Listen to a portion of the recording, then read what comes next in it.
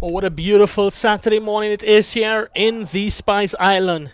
It's glorious Saturday here, and it is certainly beautiful scenes from above, looking over the St. George's downtown area. A fantastic postcard there in the offering there.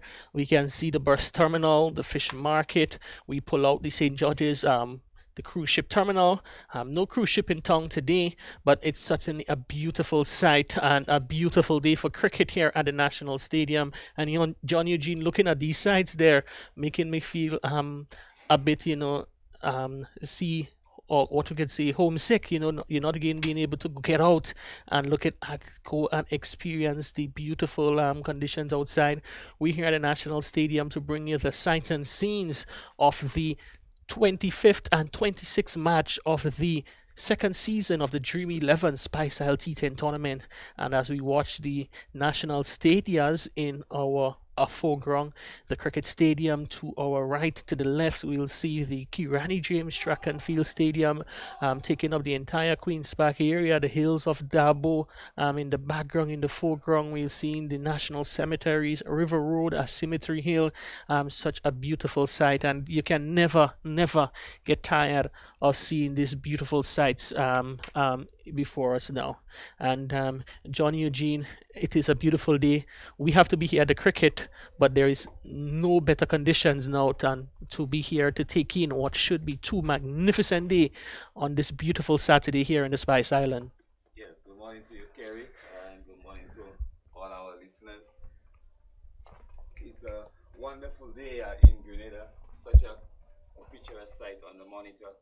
And of course, Kerry, we have to be at the cricket, but there's so many places that we could have been today. Oh yes, and when I'm looking at it and the prospect of what is to come, I think I've made the best option. And inviting you who are listening and watching the broadcast, you can come on down to the National Stadium to witness the festivities that is going to be on here on the cricket field. So come on down and experience cricket at its best in wonderful conditions. This match number 25, it is the qualifier one between the top two teams from the group stages.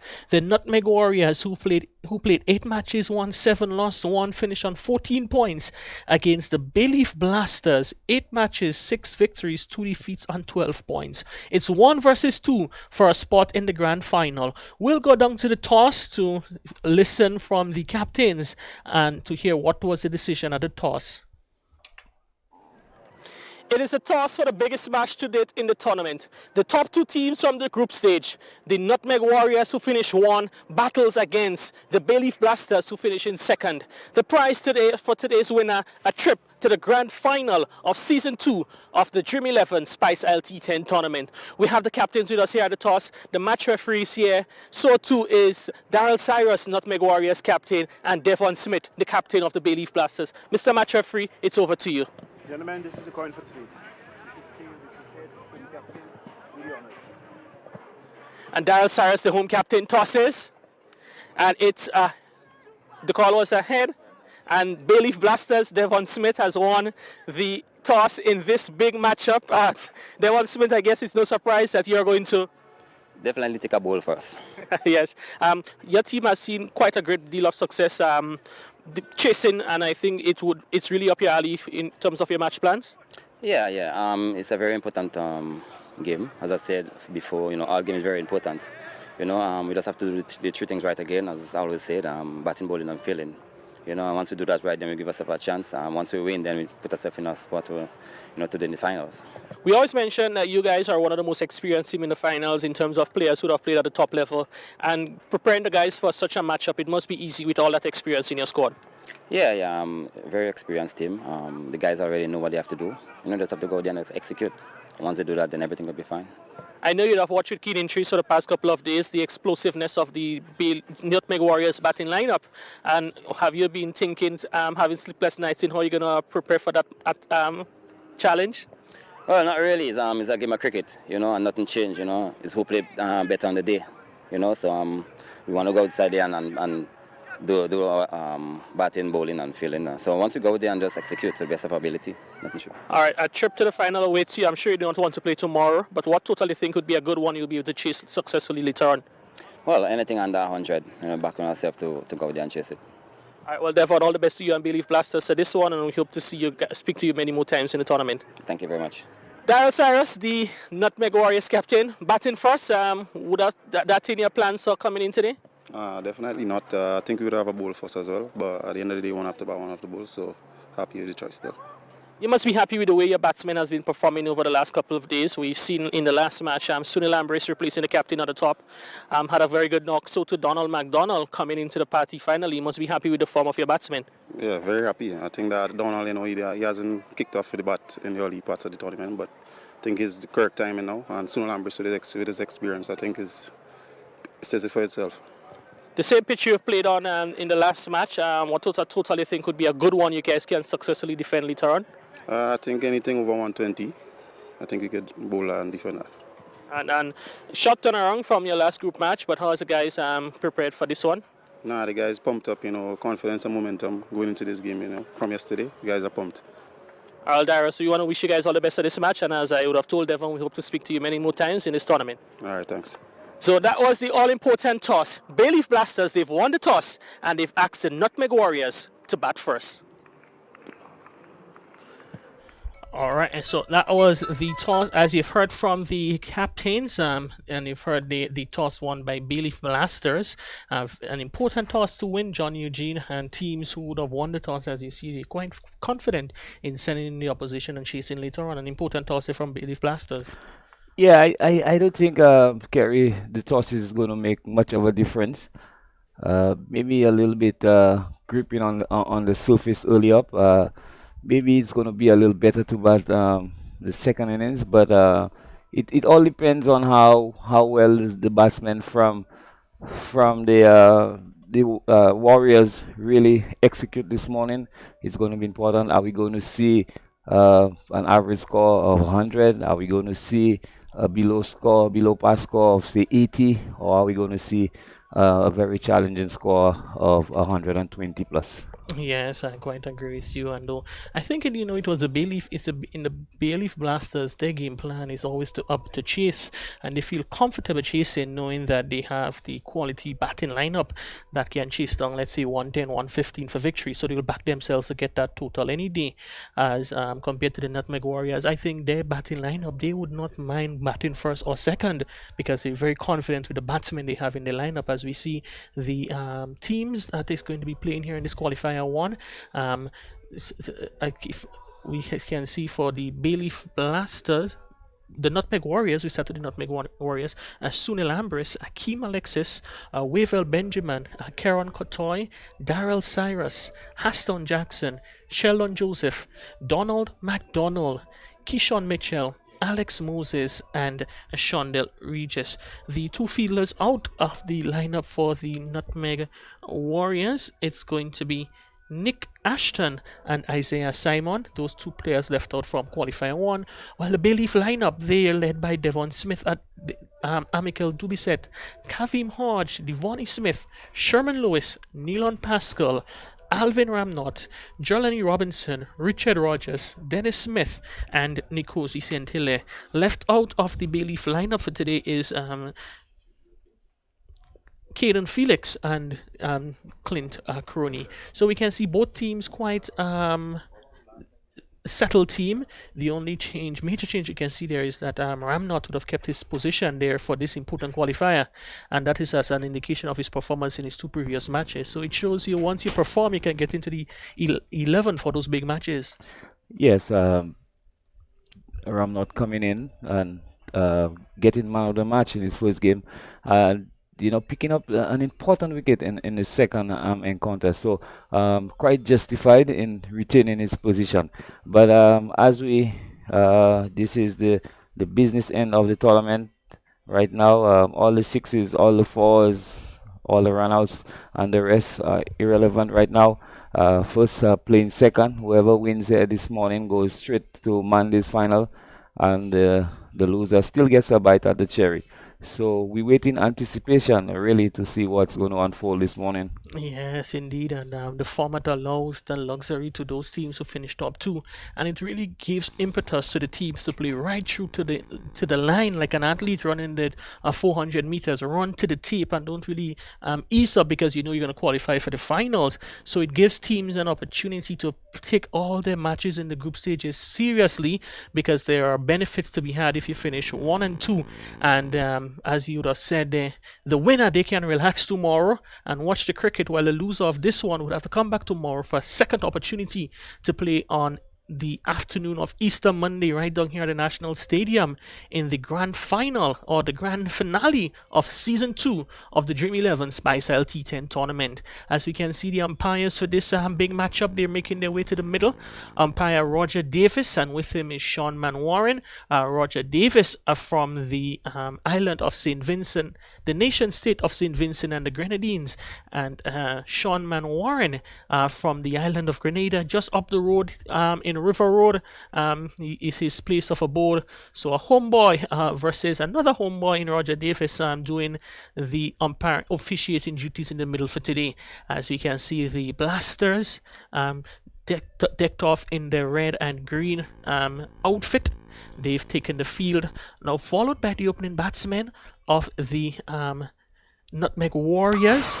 That is Shondell Regis, a left-handed Shondell Regis, one of the leading run scorers in the tournament, accompanied by the veteran and experienced international cricketer, Windward's Volcano skipper, Sunil Ambris. So it is going to be a mouth-watering affair here at the National Stadium. Two top teams. The prize is a trip to the grand finale, and Ambris and Shondell Regis would want to get their team off to another good start. But Kavim Hodge, the incumbent captain for the Volcanoes, he would be having a different thoughts there. And Johnny Eugene, very early up, we'll see the two most recent captains of the Windward's Volcanoes battling against each other there in the middle. Yes, an interesting matchup. Sunil Ambris against Kavim Hodge. Kerry, I'm going to put you right on the spot this morning. What's your prediction? Who you think that's going to go straight to the finals? I will tell you, in just about an hour and a half, that question of yours will be answered. But the way those two teams are playing right now, I would not want to lose any money by putting my neck on a block to say that the Warriors will triumph and they'll go all the way to the final, or it's going to be the Bayleaf Blasters. And it's quite a unique story, though. The Bayleaf Blasters, they finished at the bottom of the table last season. They had the first pick in this draft. They picked that pick was Kavim Hodge, who has performed quite well for them. They've gone out and there and they've gotten some experienced players to bring into the fold, and they are now playing in Qualifier 1, while the Nutmeg Warriors, the defending champions, they're looking for another ticket to go to the big dance. So I would not bet on anyone or pick anyone at this moment, and I'll wait and see the game plays out. As it's going to be now Hodge, he's ready to go. Shondell Regis, and Regis gets a single, played off the legs there, and he's like, you know what? I just want to see the battle between the two Windward's Volcanoes captains. Let me just go and sit on the non-strikers end and watch those two guys do their mini battle within the larger battle here at the National Stadium. It's a one without loss inside the first over. And as we can see for Sunil Ambris, the field is two fielders out on the leg side, a long off, sort of wide, and also deep mid wicket, looking to protect those areas. And to this one, Ambris clips off the legs, and another single there. And John Eugene, we have seen, right, the wicket has played so good, and the boundaries, they're a fair size boundaries, but these batters in the tournament, they look like the boundaries are we playing on maybe a paper, a page leaf here, because the sort of sixes they have hit, it would be 6 on any size boundaries, maybe in many places of the world. Yes, I agree with you, Kerry. Some youth sixes. It would be interesting to know how many sixes have been hit in the tournament so far. Yes, we will get that for you guys shortly. Easy for us to pull that through as we see Shondell Regis picks up another single. So three singles out the first three deliveries, getting the scoreboard ticking and changing over within the right and left-handed combination. And we know Ambrose is one of those batters who loves to run those singles and keep the fielders on their toes literally, and we can expect some quick running there between the opening pair for the Warriors. And lifted, oh, beautiful shot there from Ambrose. That was so effortless. He just gave himself some room, hit over mid off. I think for a moment there, the fielder at mid off, I think that looks like Sherman Lewis was thinking that he was going to take a catch there, but that one is well hit over his head for four. A lovely shot by Ambrose. This one pitched up and Ambrose just going through with the shot, hitting it over the fielder, Lewis at mid off for the first boundary of the morning. Yes, and I think he just leant into that length delivery and hit it over the top. So effortlessly, not looking for power, but all about timing. A quicker delivery, that one, and Ambrose picks up another single. And I know the Hodge, the incumbent captain, would not be too happy just being hit over his head there. Quite a tough competitor, a guy who takes his cricket very seriously, and he would want to rein it in to end the over, to make it a good over for him.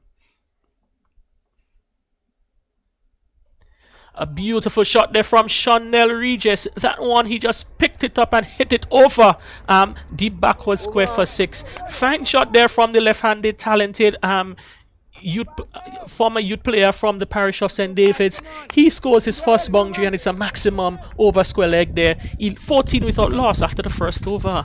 Yeah, Calvin Hall just guilty of straying down the leg side and Regis just helping this one over the vacant deep backward square and picking up the first maximum of the morning. Lovely shot.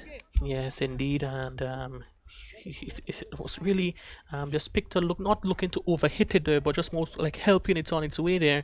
And Regis moves on to 8 from 3 deliveries. Ambrose is 6 from 3, and as customary for the Bayleaf Blasters, taking up the attack from the southern end will be the man Neilon Pascal.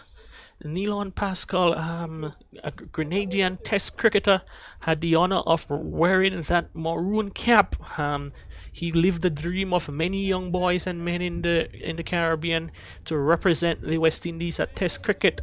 He was the 4th male Grenadian to go on to play Test cricket for the West Indies, and I know it's certainly a huge honor to be asked to represent the region at the highest level of the game.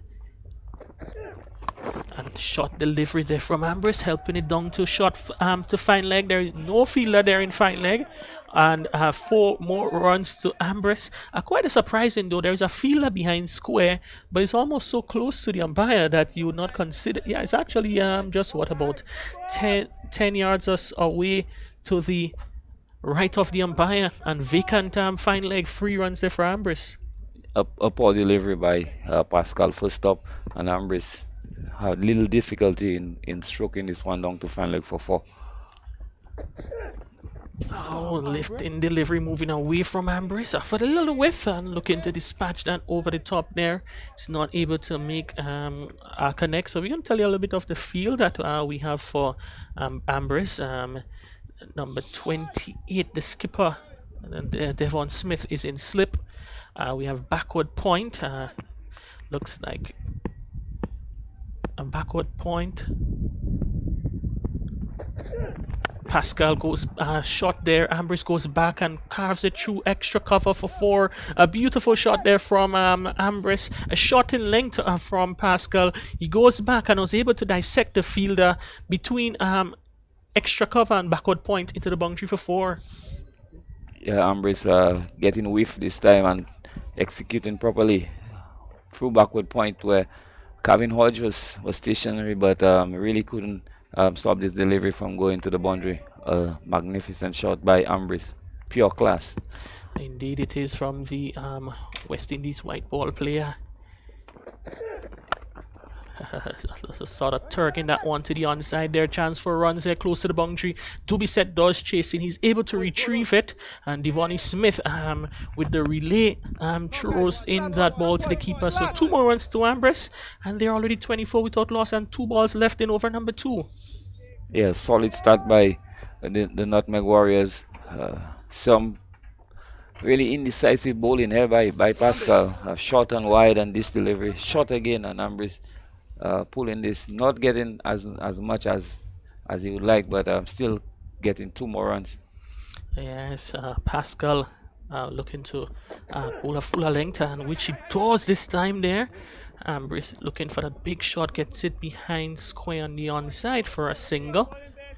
So as we have mentioned there, they look to run quite regularly, and it's already 2 overs at 25 without loss. Going at over 13 and a half runs and over inside of 2 overs, and I cannot really say they have played a rash shot. It's been proper authentic cricket shot, and they're scoring quite quickly. Yes, both batsmen looking, in good form this morning, good touch, and just stroking the ball nicely in the different areas, in the gaps, and picking up vital runs. It's the left-handed Regis to face Pascal. And another single there for Regis. So they've kept the scored of 5 deliveries in the over, picked up 12 runs off the over, and after 2 overs, the Nutmeg Warriors being asked to bat first. They're 26 without loss. An expensive over there by Pascal, conceding 12 runs of his first over. 26 without loss after 2 overs. A steady start by the Nutmeg Warriors. Yes, and normally in the power play, these teams like to get off to a good start, and it gets easier from there for the batting unit. Looking to maximize the power play where there's only 2 fielders outside of the circle, and for Regis, it's long off and a mid wicket in place. Regis goes across the line there. Big appeal there from the bowler. Umpire Davis is not interested. Instead, he'll turn and signal to the scorers that it's a leg by there. But quite a dangerous shot there from Regis, going against a straight delivery. Yeah, Regis looking to hit this one over mid wicket. Luckily for him, he was struck. I think it was struck just outside the off stump. Yes, I think that's what would have saved him on that occasion there. Oh, a very good bit of cricket there from Hodge. You could have seen that Ambrose was looking to make some room for himself, or maybe to hit over the offside. What he did is just held that ball back and had the captain waiting. This time Ambrose again looking to make room, hits it down to mid-off, so no run scored.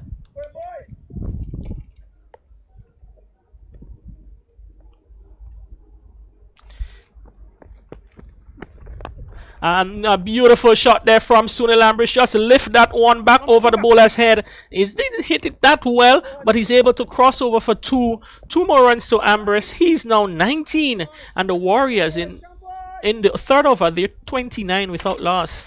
Yeah, Ambrose making his intentions quite clear, looking to go over mid-off, giving himself some room, and on this occasion really didn't get enough on it, but still got 2. Just making some room, thrown bowled wide outside the off stump, signal wide by umpire Davis. So it is his 2nd extra of the innings, the first wide, and Ambrose again looking to go leg side, hits it down to Lewis at mid-off for a single. So it's a bit of battle there between the bowler Hodge and the batsman Ambrose, and so far in the over has gone relatively well. Just 4 runs off the bat plus a leg by make it 5 in total. So good bowling there by Hodge. Will be looking to see if he can finish off his spell with a wicket, getting a breakthrough for his team, as we all know how dangerous Shondell Regis can be, and no need to speak of the quality that is known from Sunil Ambrose. Oh, and that one they tossed up a bit, looking to go over the top. A dot delivery. So the end of the third over, the end of the spell for Kavim Hodge. He's done for 18 from 2 overs. And Nutmeg Warriors, after 3 overs, they are 31 without loss. A much better over by Kavim Hodge, just conceding some 5 runs in this over. Just pulling things back a little bit here. 18 runs of his 2 overs, so a decent effort by Kavim Hodge. So it's going to be Sherman Lewis replaces Neilon Pascal to bowl the final over of the power play from the southern end of the ground, the River Road end. Marking out his mark down there. Sherman Lewis, and Sherman Lewis is also a test player, the 5th Grenadian to go on to represent the West Indies in test cricket. The man from Moncton in the big parish of St. Andrew. And Ambrose tugs that one through wideish long on into the boundary. It goes for 4. A valiant effort there from the veteran Neilon Pascal, but he's not able to keep that one going over the boundary rope for 4. Yeah, Sherman Lewis pitching this one short, and it's evident this pitch, Kerry, probably later on, but at present it doesn't have much pace, and the ball just seems to be sitting up, and the batsman playing the pull shot and the cut shot quite easily. Yes, as it's good effort there from the bowler, but would be advise Lewis to see if he can bowl a fuller length there. As you can see, the shorter deliveries, not much reward in bowling them so far. Good delivery there, full length delivery, and you can see Ambrose looking for that big shot. As he picks up another single in the process.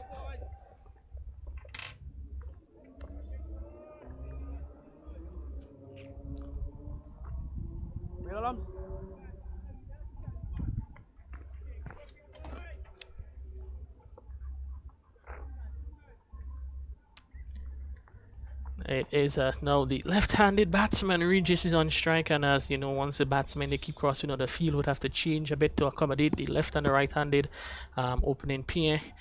4 balls left in the power play, 36 on the board. Oh, good left-hand delivery there from Sean Del Regis. I thought you'd have handled it quite well. Yeah, good delivery by Lewis. Really getting big on Regis, and Regis getting right on top of this one, just playing it down at his feet, and there's no chance of a single there.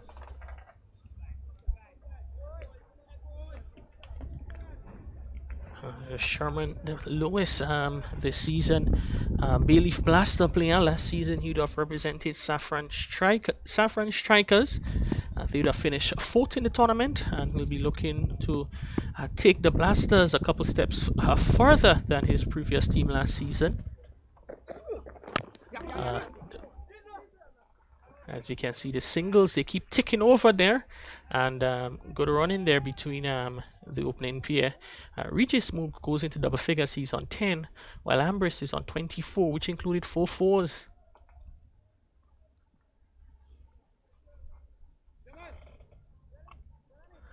Coming up later on today, we'll see the Eliminator 1, that is between the 3rd and the 4th place team from the group stages. That will be the Ginger Generals and the Saffron Strikers. They'll be looking to play. The winner of that match will play the loser between this match today, in this match tomorrow, for a chance to get into the grand finale. Ooh, big swipe there from Briss. Uncharacteristic, looking to make something of a delivery, which was just off a good length there, not able to connect on that one. Uncharacteristic there from Sunil Ambrose. Yeah, Sunil Ambrose, with all his class and touch, really don't need to try to improvise at this moment. But this is T10 cricket, and they try to do all sorts of things to get runs, but on this occasion he completely missed this delivery. As it's going to be now the final delivery of the power play. Can they get a boundary to get it over the total over 40? And Ambrose again looking to hit across the line. That good length delivery from Sherman Lewis. The end of a very good over from Lewis, one which just conceded 6 runs. And in it, there was a boundary of the first ball. So very good comeback in the over there from Lewis. Will be happy with the over bowled. And at the end of the power play, Nutmeg Warriors being asked to bat first. They're 37 without loss, 25 to Sunil Ambrose and 10 to Shondell Regis. An excellent over by Sherman Lewis, just conceding 6 runs in the power play. This is excellent bowling by Sherman Lewis. On the other hand, Nutmeg Warriors 37 without loss after 4 overs. A decent start. They would probably wanted to go past the 40, maybe closer to the 50, but with all the wickets intact, a good start by the Nutmeg Warriors. Yes, indeed, it has been a good. I think it's even Stevens at the moment. The Warriors, the Blasters probably would have been looking to see they can maybe have gotten a wicket or 2 in the power play, as it's going to be now Richard Rogers with his leg spin coming from the northern end of the ground. But we know that, even though the Nutmeg Warriors, they start slow, they have so much firepower within the batting lineup that they can press the accelerator rather in the blink of an eye. And 120, 130 is still within reach of that Nutmeg Warriors lineup. Definitely, Kerry, with the likes of McDonald at the back and Kotoy, and with Ambrose batting well, they could still get to a score of 120. The signal wide by umpire Davis. We could have heard some oohs and ahs from the wicket keeper and the bowler as that ball passed the legs of the batsman. Rogers starts with a wide. Regis clips that one off the legs, down to the fielder at backward square. 2 bounces into the hands of Nikos. He sent Hilaire for a single. And for a moment, he was thinking that ball was coming right down his throat. But fortunately for Regis, it bounced twice before it reached the fielder. It's 39 without loss in over number 5.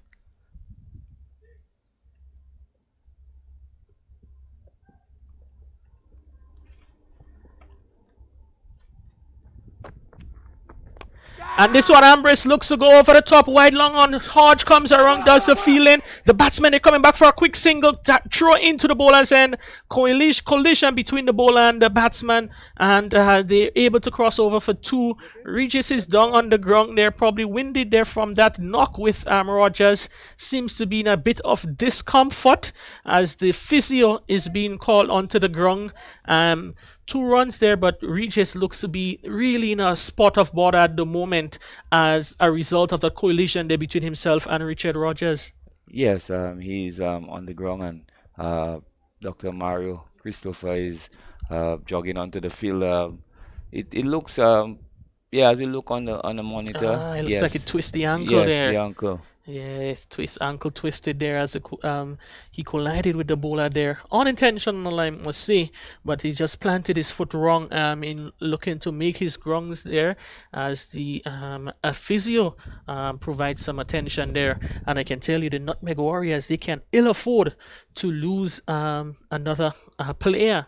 The talented Shondell Regis, who has been doing so well for them for the series for the 2nd season in a row. He's among the the leading batsmen in the tournament in terms of runs scored, and with losing Andre Fletcher 2 matches ago and Shondell Regis in a spot of discomfort, they will hope that he'll be able to soldier it on, and as a true warrior he'll be able to dare to continue battle for his squad.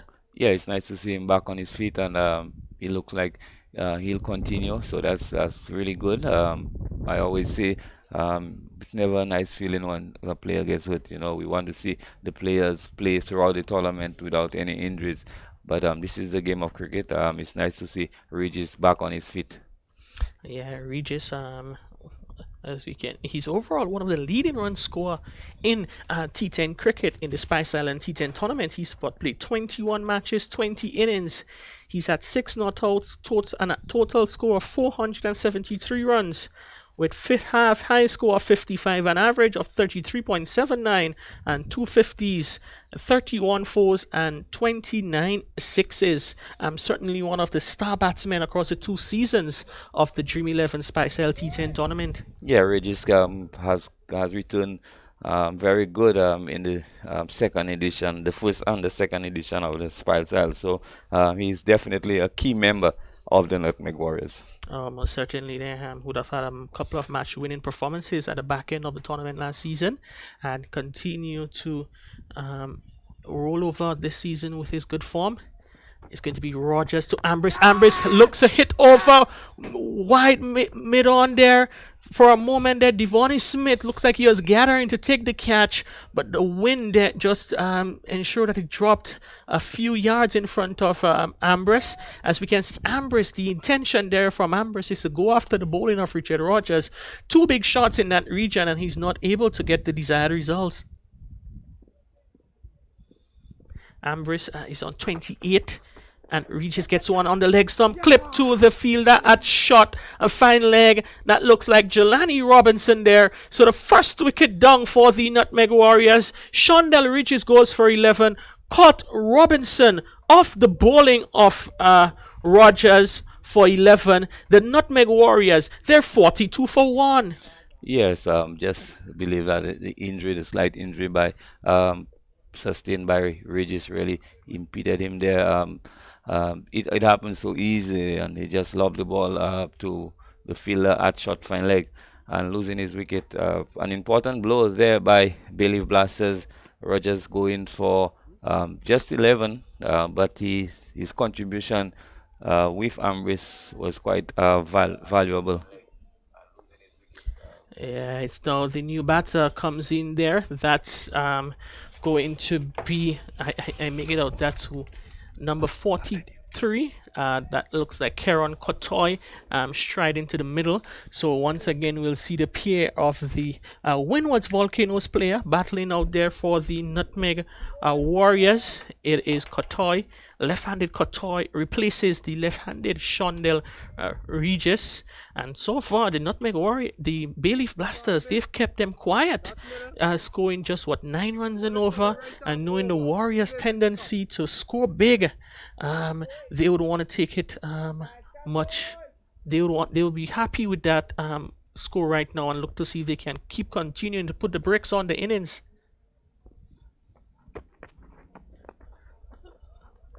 And Kotoy is off the mark, so brings Ambrose back into the strike.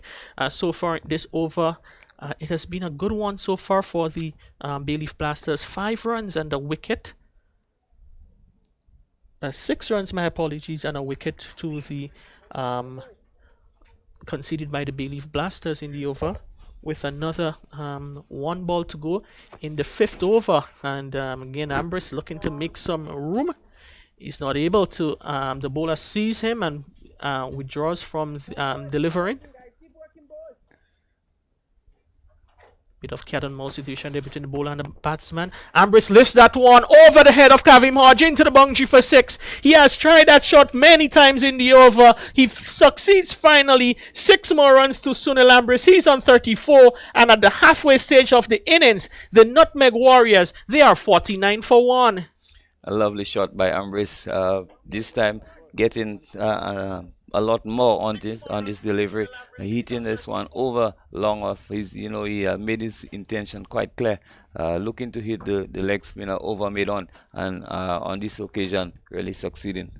Yes, just the sort of finish they wanted there in the over. First 6 in the inning by Ambrose, faced 19 deliveries for 34 runs. The score 49 for 1 at the halfway stage. Crony, if you're going to multiply that by 2, it will take you to 98. But I think the Warriors, they would be setting their sights on getting a bit more than a 98, as we see a change of bowling from the southern end of the ground. It is going to be the most senior player in the tournament, Alvin Ramnott, will be bowling to Kieran Kotoy. delivery there. Kotoy picks up a single. Look, quite a vast expanse on the onside. As for Ramnot, we see the three fielders on the onside, deep, long on, deep backward square, mid wicket, and short fine leg. So opportunities for quite a bit of runs to be picked up on the leg side. As we see the 50 comes up for the Warriors, 50 for 1. The 50 came off 33 deliveries. 4 fours and 2 sixes.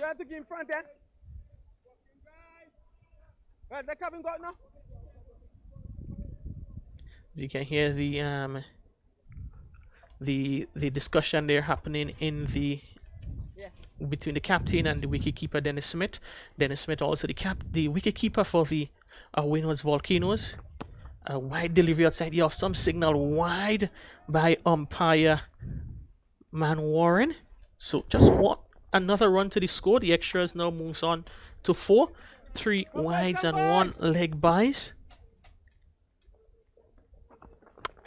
Ambrose gets a short delivery, looking to maybe hit that one over mid-wicket. Doesn't succeed in timing it well. It gets it down to the field on the mid-wicket boundary for a single. And you can hear the anguish there through the stumps mics from Ambrose, looking to capitalize on that short delivery. Yeah, morning, Kerry, and good morning to our listeners and viewers. A beautiful condition down here at the National Stadium as we have the first qualifier. Pretty sedate start, one measured start by the Nutmeg Warriors. Yes, and it's been really good. A good control in bowling there from the Bayleaf Blasters. The Warriors, you can see the intention is to go after the bowling, but I think kudos so far to the Blasters bowlers as they've been able to keep the batsmen in check. And it is just will they be able to do that for the remainder of the innings, or will they finally break the shackles? As Ambrose hits down to mid-wicket, the fielder goes wrong for a single, thinking of 2, but excellent walk out there in the deep to keep the score. The score just to 1 run of that delivery and make that Sherman Lewis, who was the fielder stationed at the mid-wicket position. Excellent work there from the big fast bowler. Yes, so important. We see that there's really more planning into the game, and we see that Nutmeg Warriors 54 for 1.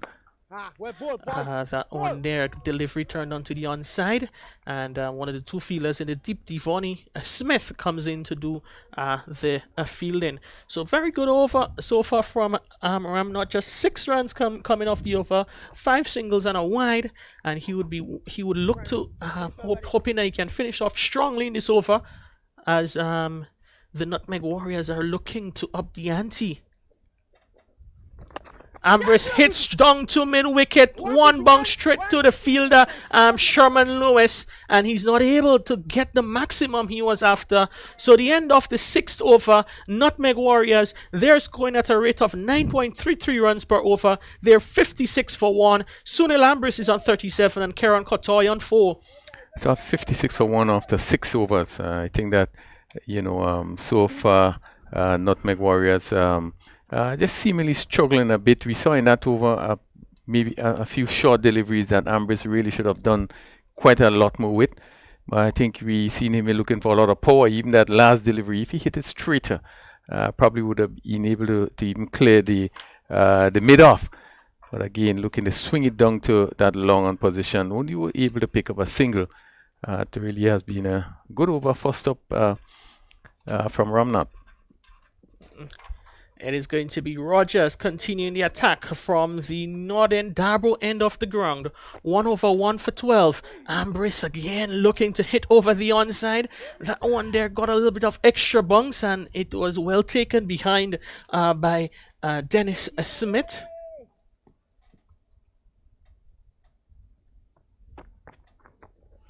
Ambrose again, that one was much slower in pace there. Tossed up a bit, looking to go leg side. Doesn't make any connection to that one. So 2 dot deliveries to start the over from Richard Rogers. Ambrose advances down the ground to Hodge. Hodge is stationed there on the long of on boundary. He literally did not have to move, and the second wicket is down for the Warriors. Sunil Ambrose goes for 37. Caught Kavim Hodge off the bowling of Richard Rogers, and the Nutmeg Warriors, they are 56 for 2 in the middle of over number 7. Yeah, good bowling by Rogers, and we see Ambrose really struggling, looking to hit across the ball, missing the first 2 deliveries, pitch just outside off stump and just turning away slightly. Again, looking to hit over long on, only succeeded in hitting it straight down to Hodge, who was on the boundary, who took a rather simple catch, and I think Ambrose will be really disappointed, but just seemed to have been struggling the last 2 overs, not being able to put away the bad balls. And I dare say if he were looking to hit straight, he probably would have been in a better position to probably be able to clear long off. But looking to hit across and only was able to hit it down to the long on straight to Hodge. Yeah, now we see one of the heroes from yesterday's victory.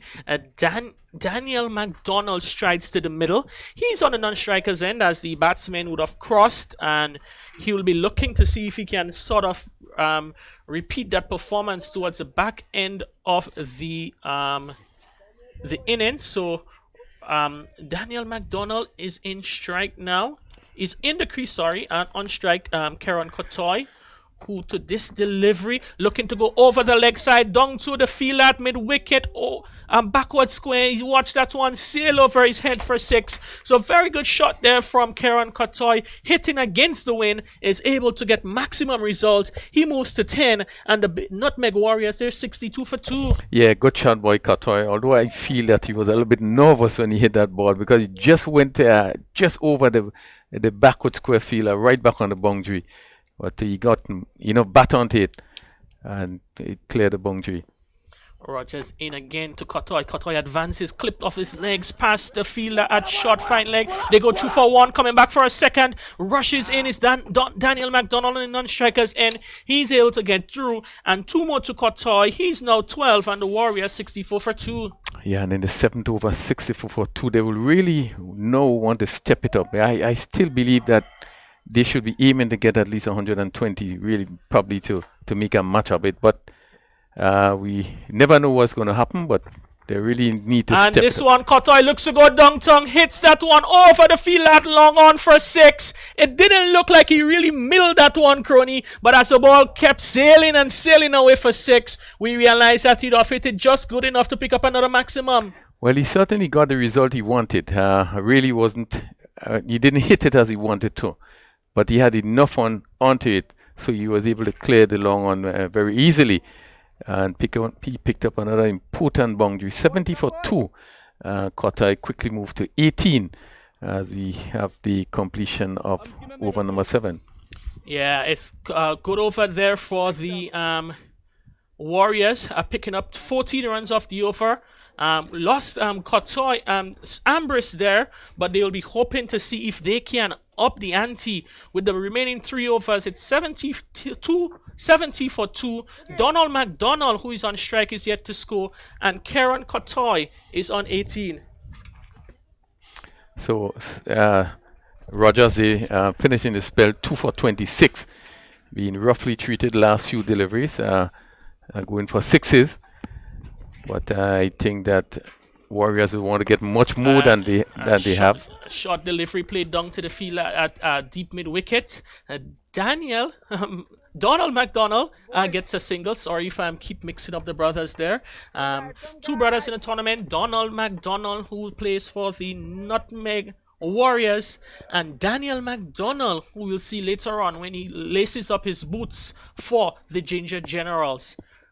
Ramnot into Kotoy. Kotoy goes over, looking to go over the covers. Instead, he succeeds in finding the fielder at backward point. So Kotoy goes for 18. The 3rd wicket down for the Warriors. They're 71 for 3 in over number 8. Again, we see that Kotoy really losing his shape.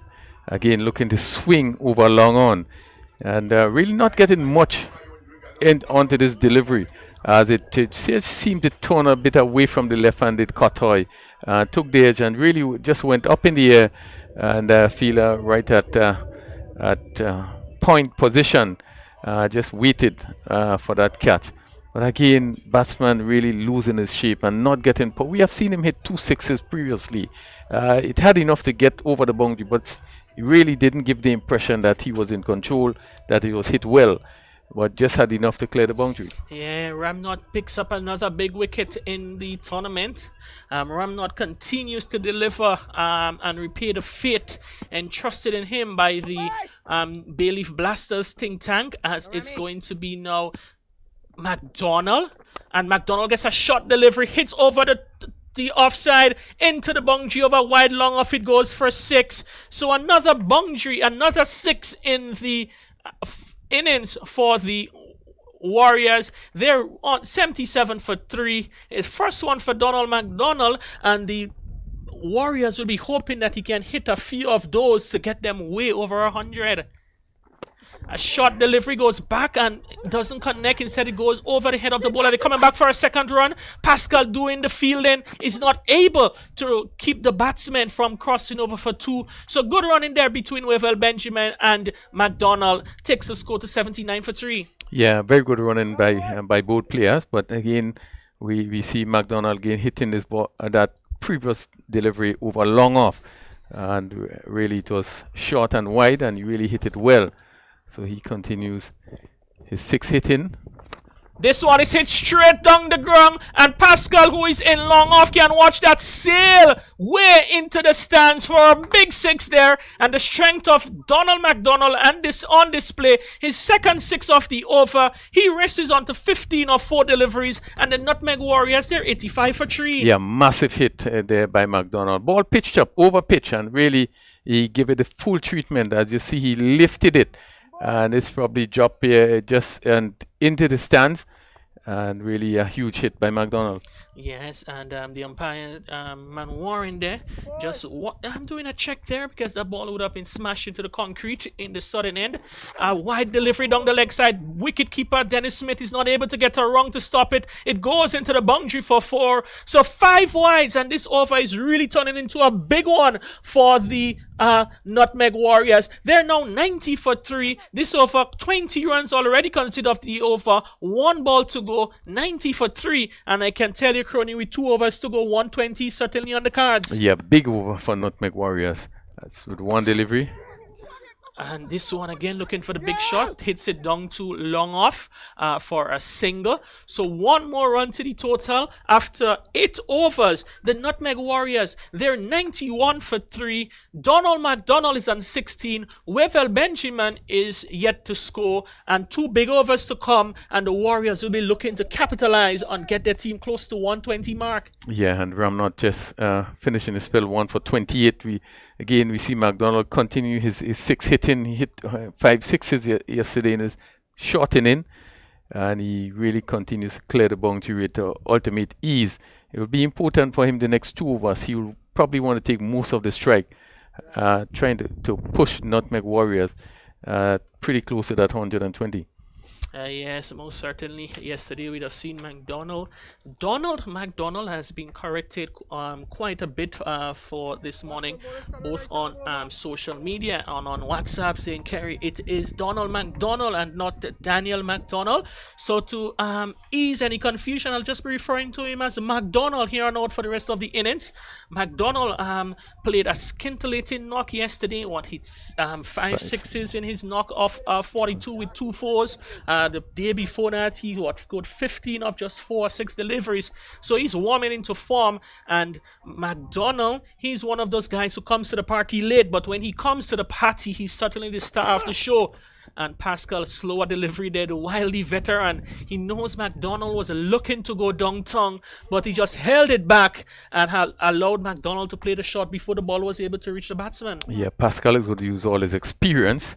Again, he's going to take pace of the delivery, probably pitch it a little wide, so the McDonald would have to reach for it, and this one really was slow delivery, and just made a few bounces before he reached the keeper.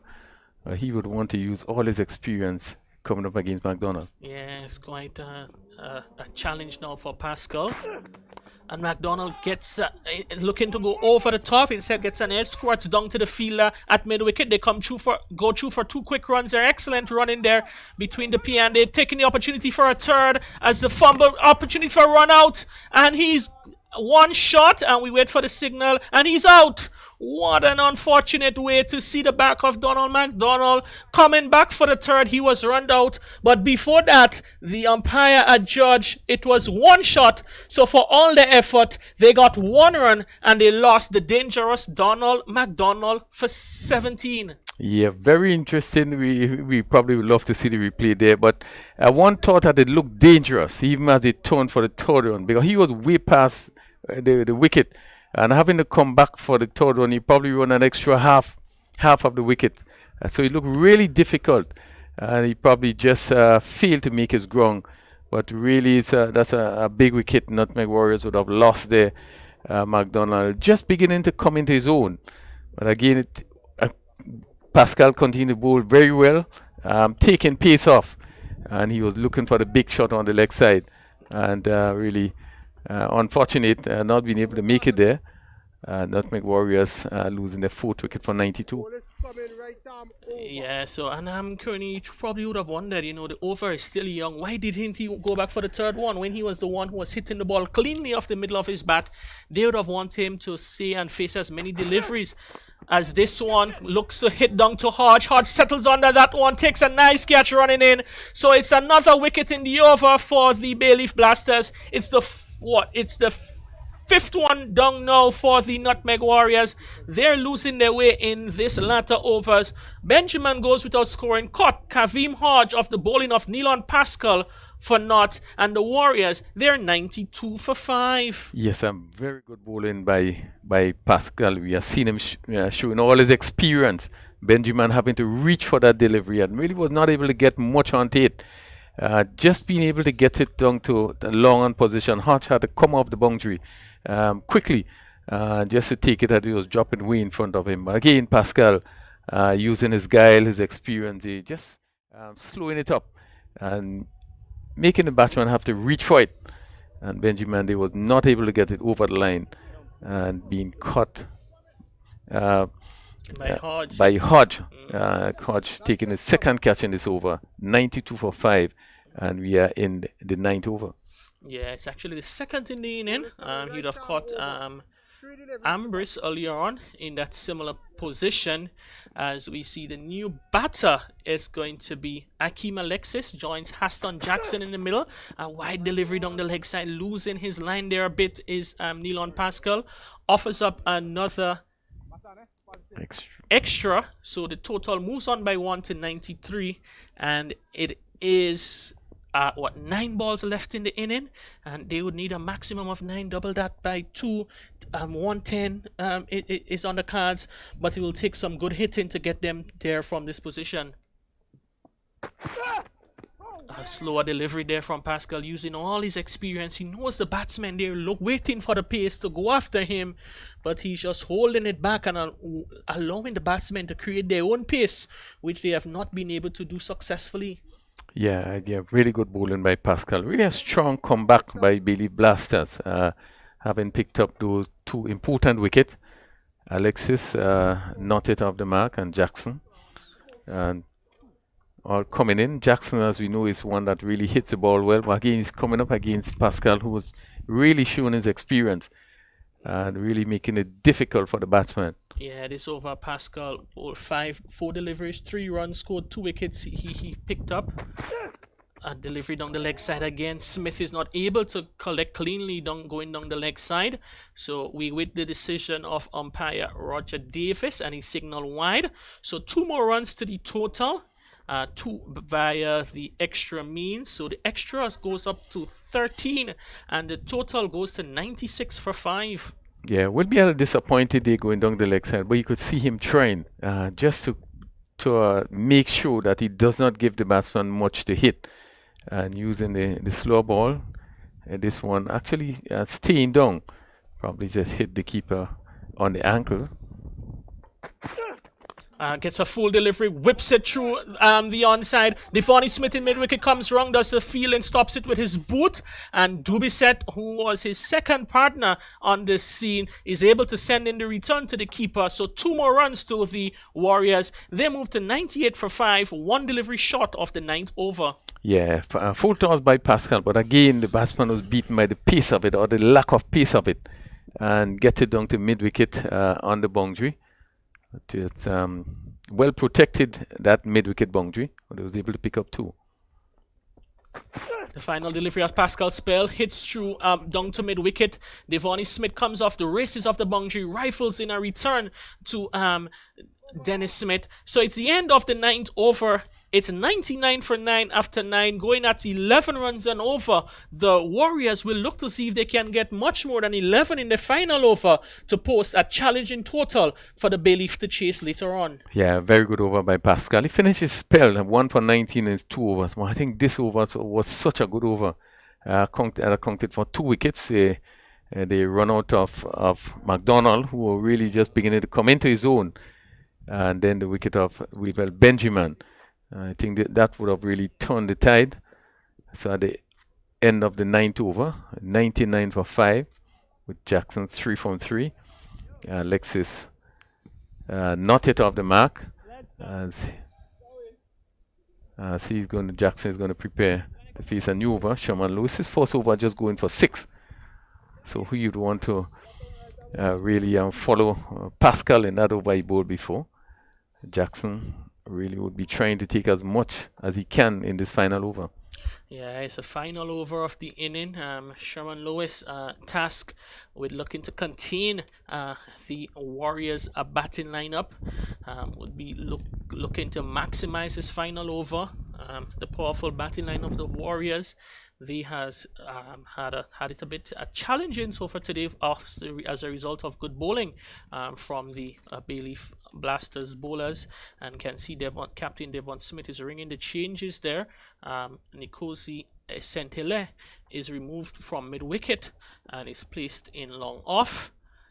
And long on is also back, deep mid-wicket in place, deep backward square.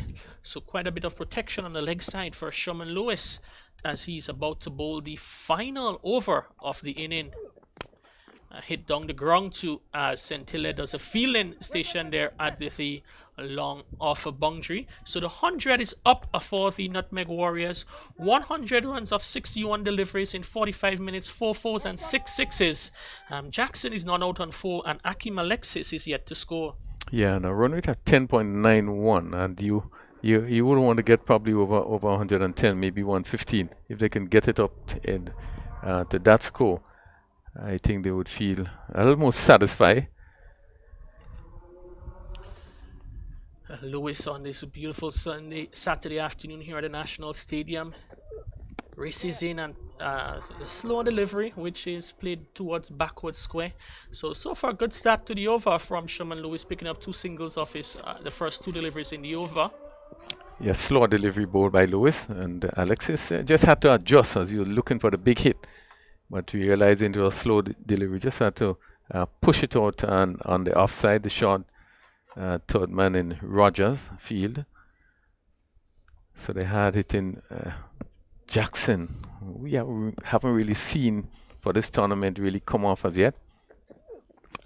Jackson looking to go over the top, gets an outside edge, squirts over the fielder at short, a fine leg, short third man, he drops the catch, running back, and the batsmen, they cross over for 3. So 3 runs to Haston Jackson. He moves to 7, and the total now 104 for 5. Rogers, who was stationed in short third man, running back, the ball coming over his shoulder, was not able to hold on to the catch.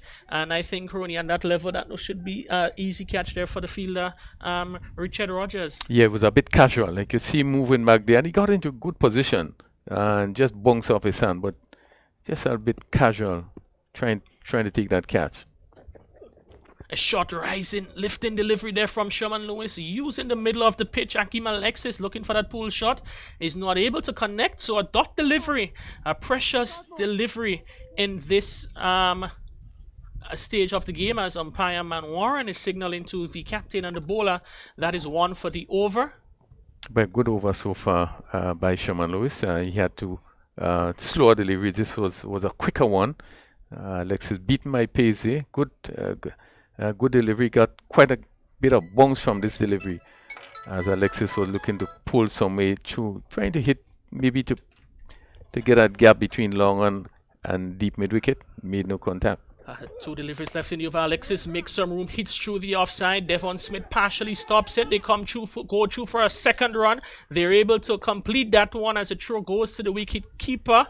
So 2 more runs to Hakeem Alexis. It's 106 for 5. And Crony, they would need a bunch of this final one to get them up to 110. Yeah, they certainly would need a bounce. But again, with the throw coming in from the long off fielder, and in this situation, you want to bounce, you want to get it through in as quickly as possible. But having the love it in, it made it very easy for the batsman to complete 2 runs. That's the final delivery of the inning. Sherman Lewis in to bowl to Alexis. Hits, looking to make some room and hit it down the ground. It gets an inner portion of the man. The ball lobs off to the offside for a single. So 1 more run to the total. The Warriors, they finish on 107 for 5 of their 10 overs, and with 108 for a place in the final, I think Bayleaf Blasters would have accepted 108 at the start of the inning. Yes, I think they will be satisfied. Bayleaf Blasters, they bowled very well. I thought that all the bowlers would have bowled well. The last 2 overs, one by Pascal, and now we see one by Lewis, and didn't go for much. Lewis finishing with none for 14 in his 2 overs, and Pascal, I think, was none for 11. So I think the fast bowlers bowled very well. You could see that they had a plan as they went out. This was a game, obviously, both teams understood that they need to win. Anybody that win this game goes straight to the final. So the importance of winning, I think, was so crucial. And we saw that. I thought that the captain, Devon Smith, did a marvelous work in terms of how we manipulated, how we, his field placement and the use of his bowlers. So they would have gone out there, I think, with a strong plan in terms of what they wanted to do.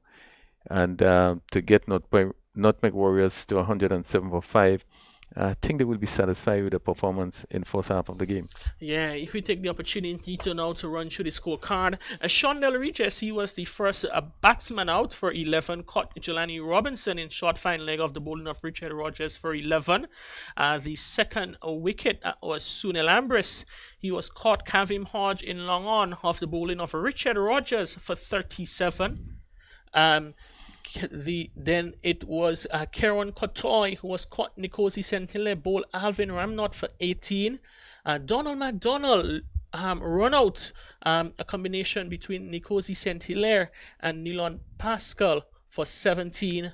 Wavell Benjamin, he was out of the very next ball, caught Kavim Hodge in long on of the bowling of Nilon Pascal without scoring, and Shaston Jackson not out on 7, Hakeem Alexis on 4. The Warriors, they finish on 107 for 5. The bowling for the Bayleaf Blasters, Kavim Hodge, who opened the bowling, finished with none for 18 of his 2 overs. Nilon Pascal, he had a very good second over, the penultimate over in the inning. He went for 1 for 19 of his 2. Sherman Lewis was quite impressive in his 2 overs. Though he was wicketless, he only conceded 7 runs and over, going for 2 for 14 of his 2 overs. And Richard Rogers, the main wicket taker, 2 for 26. He was the batsman. They went after him a bit, but he picked up 2 big scalps. The 2 openers, Regis and Ambris, would be happy with his day's work. And Alvin Ramnot picked up 1 for 28.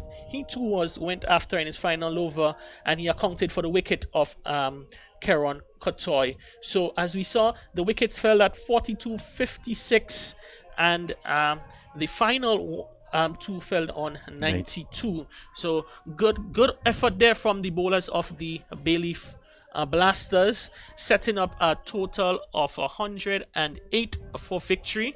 That is what the Bayleaf Blasters would need to get into the grand finale of the second season of the Dream 11 Spice Isle T10 tournament. We'll go down to Cherise, she has 2 players with her, and we'll hear the thoughts of the 2 competing teams here in the qualifier number 1.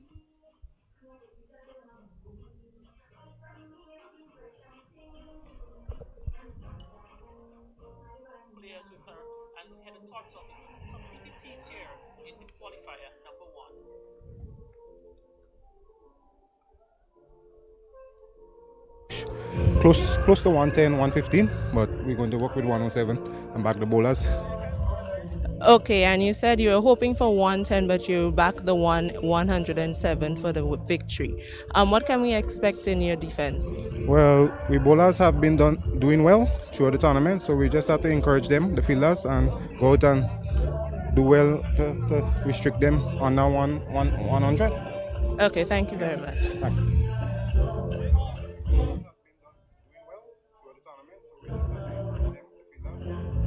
Here with me now is Amical Dubisset of the Bayleaf Blasters. Amical, at the first edition of the Dream 11 Spicel T10, Bayleaf Blasters would have finished at the bottom of the table. Today you are at the cusp of qualifying for the finals. What was it like on the field here today for Bayleaf Blasters? Well, we went out positive, and as you said, we finished at the bottom of the table last year. So, it's very heartwarming to be playing in the playoffs to get a place to the finals this year. So we went out there and we had the goal to restrict the team to 110 runs, and I believe we did that, so we just have to go with the positive to chase now. Okay, so you believe you would have sufficiently restricted the Nutmeg Warriors. What can we expect in your batting lineup later today? Well, as I say, we expect the batsman to go out positive, play the ball on his merit. We have 60 balls to get the run, so we just have to play the game as it comes, and hopefully we can get over the line. Okay, thank you very much, and all the best in your chase. Yeah, thanks very much.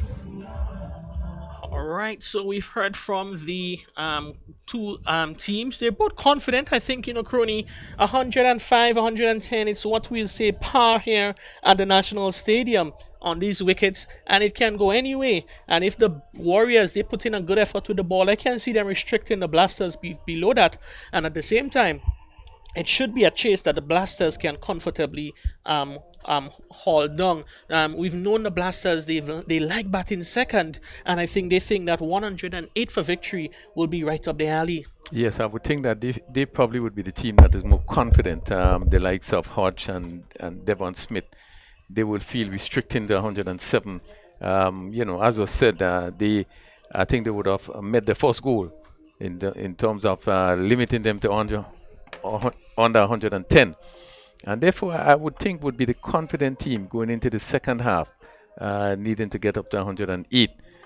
They will really want to cement their position to be the first team to qualify. That's right. So you've heard the news. The Warriors, they scored 107 for 5 off their first in their 10 overs, and they have set the Blasters 108 for victory. We're going to take a short break, and when the action resumes here at the National Stadium, we'll be right here to bring you the sights and scenes as the Blasters, they go after 108 for victory and book a ticket in Monday's grand finale.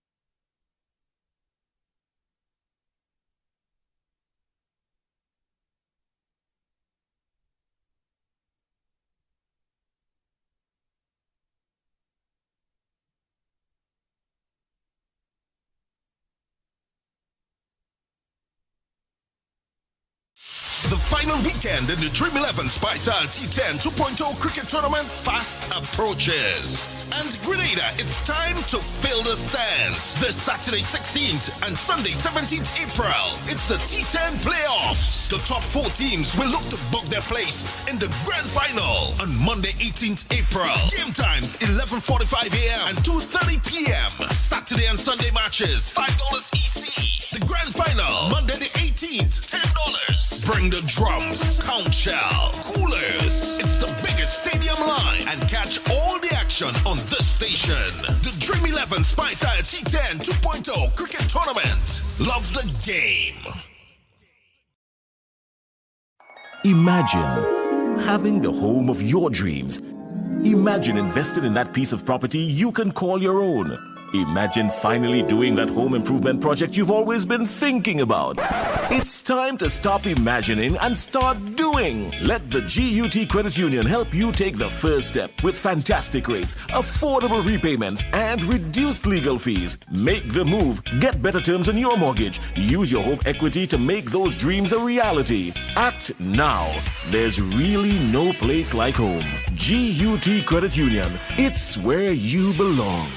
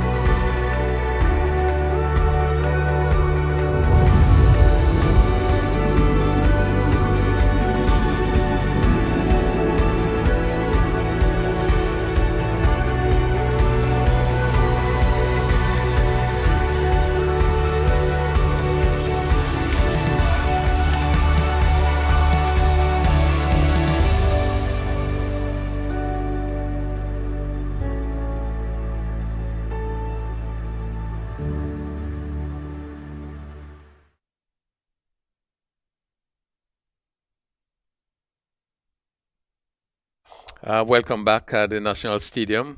Beautiful condition continues. Nutmeg Warriors will try to defend 107. That is scored for 5 wickets. Bayleaf Blasters will have other thoughts. The likes of Devon Smith and Kabim Hodge really would be called upon as they are looking to be the first team that would cement their place in the finals. Morning to you, Crony. Well, afternoon right now. An average score really by Nutmeg Warriors, just 107. So, but it will depend on how well the Bayleaf Blasters start. They would need a good start. They certainly will, as Hassan Jackson picked up from this northern end, and he's going to bowl to the right-handed Robinson. He played this one down to third man. Off the mark immediately, Robinson opened the batting from Dominica. As we know, he's a player that hits the ball really well. Have not been able to come into his zone as yet. So, Bayleaf Blasters really would be hoping that he come good in this game. Kabim Hodge is going to prepare to face his first delivery. Third man on the boundary, backward point. Cover extra cover mid-off on the offside, all in the circle. As Jackson, his ball is hit 2 mid-wicket and goes down to the boundary for 4. Short delivery by Jackson, and Hodge again getting into the good position and hit it between the mid-wicket and the mid-on, and it just rushes down to the boundary. Kevin Hodge getting on top of this one and just rolling his wrist and getting this one past the mid-on fielder and collecting the first boundary of the Bayleaf Blasters innings. Yeah, will feel confident. First shot as the sun comes out brightly. It really has lit up the National Stadium. Jackson, shot number 47 with his first over, lifting outside the off-stump. Hodge allowed it to go through. Again, we probably would see a little more discipline from the batsmen. Looking at the importance of this particular game. I guess not taking much chances, but really try to do it well. A good judgment by Kevin Hodge as he allowed this one to go. Ball lifting outside the off stump. The leg side field mid-on, mid-wicket, straight mid-wicket, short fine leg and deep backward square. Short delivery, again lifting delivery. Good pace generated there by Jackson. And Hodge looking to get into the position to pull, but just pulling away at the last moment. Yeah, Jackson looks quite deceptive. He's not the usual fast bowler's built, but he's really getting this ball to go through to the keeper. Yeah, and he won't want to continue on that line. Have been having a little difficulty with wide and sometime no ball. As he's up to the ball to Hodge, and Hodge again just coming down on this one and played slowly. The extra cover, Alexis comes in. Again, he picked up another single. Let's go move on to 6. Hodge is on 5. And Robinson. Stocky in build, but is a player that really also hits the ball very well. Really a shot maker is Robinson. As he prepared to face his second delivery, Jackson.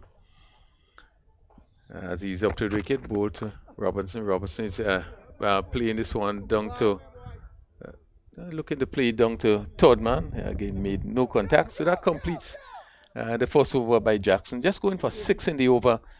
And the Bayleaf Blasters requiring 108 for victory after the first over, 6 without loss. Yes, a good over by Jackson. Just conceding that one boundary, but keeping things relatively quiet for the Nutmeg Warriors. A decent start by Jackson. Yes, I think Nutmeg Warriors would feel pleased that there was not much extras in this over. So it's 6 without loss at the end of the first over. Opening with a spin from that southern end. Akim Alexis. And he's going to be bowling to Kavem Hodge, who is on 5. Again, fielders in the circle on the offside. Short third man, backward point, cover, extra cover, and mid-off. So no sweep on the offside as Alexis. This one is hit. Where does this one go? The backward square is going back there. Would he get to it? No, just drop just in front of him. And the batsman pick up 2 runs here. Again, a good run there by McDonald. Just was not able to get his hands to it. So Hodge pick up 2. Not getting hold of that sweep shot. Alexis. Right arm over the wicket to Hodge. Hodge again looking to pull, not again getting hold of this one. Shorter in length there, as he was looking to exploit that mid-wicket area. Maybe trying to hit it over forward square leg. Pick a run in the process. 9 without loss. The leg side field short fine leg and backward square just to the right of the umpire. And this one is swung down to mid-wicket, and that goes down to the boundary for 4. Hit just over forward square. The fielder on the boundary is at mid-wicket, much squarer. And that went down to the boundary for 4. So Jelani Robinson. Yeah, good shot. Well executed there by Robinson. This ball just angling on middle and leg, and with no fielder set on the backward square leg boundary. A safe shot by Robinson. Short delivery swung. Where does this one go? Down to the man, down on the mid-wicket boundary. Just probably a little bit lucky at short delivery. Only conceded a single. As Robinson hit it all along the ground. Kavem Hodge come back into strike. As Alexis to Hodge, short again, not getting hold of it there. Hodge looking to pull, probably a quicker delivery. Just being able to get it forward square leg, and the backward square just coming into field. So another single to Hodge. He's on 9 from 7 deliveries. As the right-handed Robinson gets lifted this one. Where does this go? Over mid-off for 6. Good shot. Ball pitched up, and he got under it and lifted it over long off and conceded the first 6 of the inning. Bayleaf Blasters 21 without loss, and there we have into the second over. They are 21 without loss. Yeah, a good shot there by Robinson. The bowler Alexis just missing his mark, and Robinson quite capable of hitting this one over long on. There was nobody at long off, sorry, and just a regular mid off, and this one just going way over the boundary for 6. A lovely shot by Jelani Robinson. Well, that would give him quite a bit of confidence. He's on 12 and really haven't really strike in this tournament so far. I know he did not play in the game before, I think, and this will give him some confidence. Jackson in his second over. Short delivery, hit down to backward square and straight to the fielder on the boundary. And what a big wicket Kavem Hodge there. Again, just more or less helping this one. And the fielder on the backward square boundary, really taking an easy catch. As we look at the replay there, you know, it didn't have to move much, and the ball traveled really quickly. And the loss of an important wicket, 21 for 1 into the third over. Yeah, really didn't get enough on this one, Kavim Hodge, and finding the ball, the fielder on the square leg boundary, just moving in smartly to take a very good catch. Kavim Hodge being dismissed, it's a big blow there for the Bayleaf Blasters. He has been the one really scoring heavily for them in this tournament. You can see the disappointment on Hodge that he came off the, you know, just shaking his head, you know. But it was a good shot. It's just that he picked up the fielder who was on that backward square, and really he didn't have to do much, but just accepted the catch. You probably look as though there was a little juggle, but was in control. And Jackson picking up the very important wicket of the informed Kavem Hodge. So the left-handed Devon Smith comes in the strike. Batsman cross in the process. So Robinson is going to face, this is a short delivery. It kept low again, and Robinson was getting into position for the pull shot. Probably was a slow delivery, but did kept low, a buy signal. It's 22 for 1. 86 required from 46 deliveries. Jackson into his second over, pick up 1 for 6 so far. So happy in a good start by Jackson. A left-handed Devon Smith, captain of Bayleaf Blasters, will want to play a captain in innings. As this the field. Short third man, cover, extra cover made off. They all in the circle. Backward point right back on the boundary. I knew Devon Smith. Really loves the cut, really a good cutter. Jackson, short. This one is played down to backward square. Well played by Smith, just getting over it. And Cotoy on the backward square boundary, coming in, moving very quickly. So he's off the mark with 1.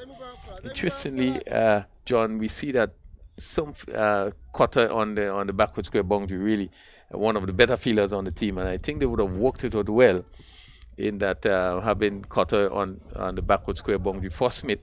Likewise, the point, the backward point on the boundary for Smith. So they looking to put, you know, the right fielders in various positions. Short delivery hit to mid wicket, not getting hold of it there, and looking for a run there that really was not on Robinson. Again, ball making some height there. And, yeah, I think you're quite right, Crony. Cotoy on the deep backward square leg boundary for Devon Smith, and you're in the power play, so you want to stop as many boundaries as possible. So Robinson is on 12. Faced 7 deliveries so far as Jackson. This one is played. Lovely shot back past the bowler, and they're going to run close into the boundary for 4. All up time in there as really plays. Just push it back past the bowler. Again, getting into the right position. And as we look at the replay there, nothing much, but just getting in the position and stroking it back past the bowler for 4. Lovely shot by Robinson. Lovely shot. Never an easy shot to play. Hitting the fast bowler on the up, and this one going past made on. Well executed. A lovely shot by Robinson. 27 for 1. Robertson moved to 16. Jackson. This one is played where down to backward square again. Formally down to that fielder at backward square. We just have to come in just a little bit to his right. So 1 more to Jackson as it completes the third over. Bayleaf Blasters 28 for 1. Still looking to get 80 from the next 42 deliveries. Yeah, Robinson rolling his wrist on this one, controlling it well down and to the fielder down at the backward square. Very good shot by Robinson. He's on 17 and looking better and better this over. Played a beautiful shot, push back past the bowler. And in that last delivery really was in control, playing it well. Just was a little unfortunate, it went straight to the field at the backward square leg. So Alexis, Jackson finishes his 2 overs and 1 for 12. Good start by Jackson. Alexis in the second over. This is short outside the off stump. Wide signal as we are here. The keeper Benjamin really jumping and appealing. Umpire Manor signal a wide. 29 for 1. As Alexis once more short. This one is hit down to backward square for 4. Again, a loose delivery. And just split the backward square and the short fine leg. And Robinson picking up another boundary. A poor delivery there by Alexis, dropping this one short on leg stump, and the batsman Robinson just helping himself to easy boundary. It's 33 for 1. We are in over number 4. Keep going, man. Keep going, man. The right arm off spin of Akim Alexis giving some a hit straight. And let's see where this one goes. And he didn't get hold of this one. But the fielder from long on comes around, and the batsman picked up 2 in the process. So 2 more to Robinson. He moves to 23, 35 for 1. This one, probably again, Alexis was lucky there. This one was actually in the slot. There was no timing by Robinson. As Alexis once again giving some air, straight to backward point cutter very quickly. Preventing any run. The score remains 35 for 1 over number 4. Last over of the power play. As Alexis, this one is pulled over mid-wicket, over the backward square, and it's going to cross the rope for another important boundary score there by Robinson. 39 for 1. Yeah, I don't think Captain Cyrus and the Bayleaf Blasters will be quite happy with the line and the length that Alexis is bowling now. With the vacant deep backward square, there's nobody on the deep backward square, and bowling the ball leg stump, and Jelani Robinson again hitting an easy boundary over backward square. With no change to the field. Alexis again short, and he's back and hit to cover. Again, there's no chance of a run. He's giving himself some room there, Robinson. Trying to beat the cover, but just went straight to the cover fielder. Scoring 39 for 1. As Alexis short delivery hit again, and he's going to pick up a single there, but be disappointed really not making full use of that short delivery. So 1 more at the end of the 4th over. Bayleaf Blasters, they are 40 for 1, and certainly Robinson would be a little disappointed that last delivery not being able to put it away. Yes, short delivery by Alexis, and Robinson rocking back and hitting it to the right of the fielder. The fielder making an excellent stop with 40 for 1 in the power play overs. A good steady start by the Bayleaf Blasters. Good contest between bat and ball so far, Crony. Yeah, at scoring at 10 runs and over. They will want to maintain that, not to drop under that. Alexis finished none for 27 in 2 overs. Jackson, 1 for 12 in 2 overs. It's 40 for 1. As Moses gonna pick it up from this northern end, or the commentary booth end, or the Dabo end for those of you who know this area. And he's gonna bowl his first delivery to Robinson, and Robinson is just playing this on straight to cover. Ambris There's no chance of a run. Just seemed to pull it on his arm there as he threw that ball. Just seemed to have some difficulty with that right arm. Still holding on to that arm. Yeah, he's definitely favoring his right shoulder. As Moses, his second delivery. And this one goes in the air as he's looking to swing. The third man is running back. Let's see. And it seemed to have gone all the way. Robinson looking to hit to mid-wicket, coming off the edge and flew over third man. And he picked up an important 6. I tell you, Crony, these bats these days, it's only these bats that are so compact that would get this ball over. Robinson looking to hit over mid wicket, and this one peeling off the edge and going down to third man for 6. Yeah, and interestingly, not a short boundary. Not a short. Really cleared the third man area. And so 6 to Robinson. He moves to 34 as Moses. Another short delivery hit down too long on the fielder, coming around really quickly here and just stopping just inside the boundary. So Robinson moved by 1 more. He goes to 35. So far he has faced 18 deliveries, 47 for 1. We are in the 5th over. Bayleaf Blasters need a further 61 from 33 deliveries. The left-handed Devon Smith comes into strike. Scottoy just bring in the cover a bit squarer, cover on the boundary.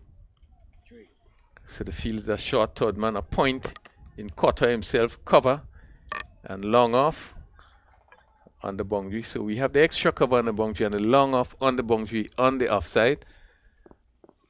Moses to Smith, and Smith is cutting this one down to the backward point. The cover has some running to do, and they're going to pick up 2 in the process.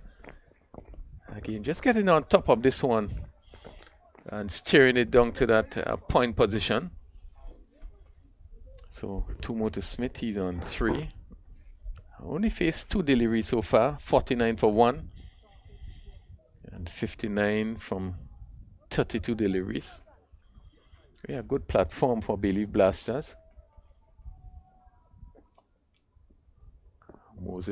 Alex Moses. Right arm, just about medium pace to Smith again. Smith is looking to really to pick that gap between Cotter at point and the short third man, making no contact, and this ball just staying down a bit. Yeah, this delivery just dying before it gets to the keeper. The keeper just collecting it on the bounce. 9 runs in this over so far. We'll want to maintain at least 10. And for this delivery, Smith again is down the track and out, caught at the wicket. Really a loose shot there by Smith, and probably premeditated. Coming down the track, looking for the big drive, taking the outside edge, and the keeper coming up with a catch. A very important wicket there at the end of the 5th over. You can see him having to stretch for that delivery, and Smith going caught by the keeper of the bowling of Moses. Just for 3, 49 for 2 after 5 overs. Devon Smith maybe a little bit frustrated has been in the non-strikers end and haven't really get too much at the strike. This one we see him coming on the wicket and looking to hit over the infield. Unfortunately, getting the outside edge, and a good catch by the wicket keeper. Devon Smith going for only 3. Bayleaf Blasters losing the second wicket at 49 for 2 after 5 overs. The game is interestingly poised now, Crony. It could go either way. In the balance, it is in the balance. The halfway stage, 49 for 2. But interestingly for Bayleaf Blasters, more importantly for Bayleaf Blasters, they lost the wicket of Smith and Hodge, 2 of really the mainstay. So it will be a challenge. The right arm leg spin of the captain Cyrus, wearing the number 10 shot. Gonna pick it up from the southern end. Robinson on 35, and really it will be important for Robinson to continue to steer the steam. Still 59 runs needed from this 5 over 30 deliveries. We see the offside field, short third man and a cover. And then there is a long off on the boundary, a cover on the boundary, a backward point on the boundary. Cyrus. Short delivery. Again, he's looking to cut. No contact. We will Benjamin once again reloading his appeal. 49 for 2 in over number 6. Robinson faces the leg spin of Cyrus. Another short delivery. No timing. Pick up a single in the process of the cover. Just come around. That's 50. 50 for 2. And it's 50. 5.2 overs. And there we see Nutmeg Warriors really crawling back into this game. The right-handed Dennis Smith now faces Cyrus. Again, this one plays straight to cover again. No chance of a run. Keeping it pretty tight to Cyrus. Just going for 1 of 3 deliveries. Keep going, your man. Keep going, your man. Dennis Smith.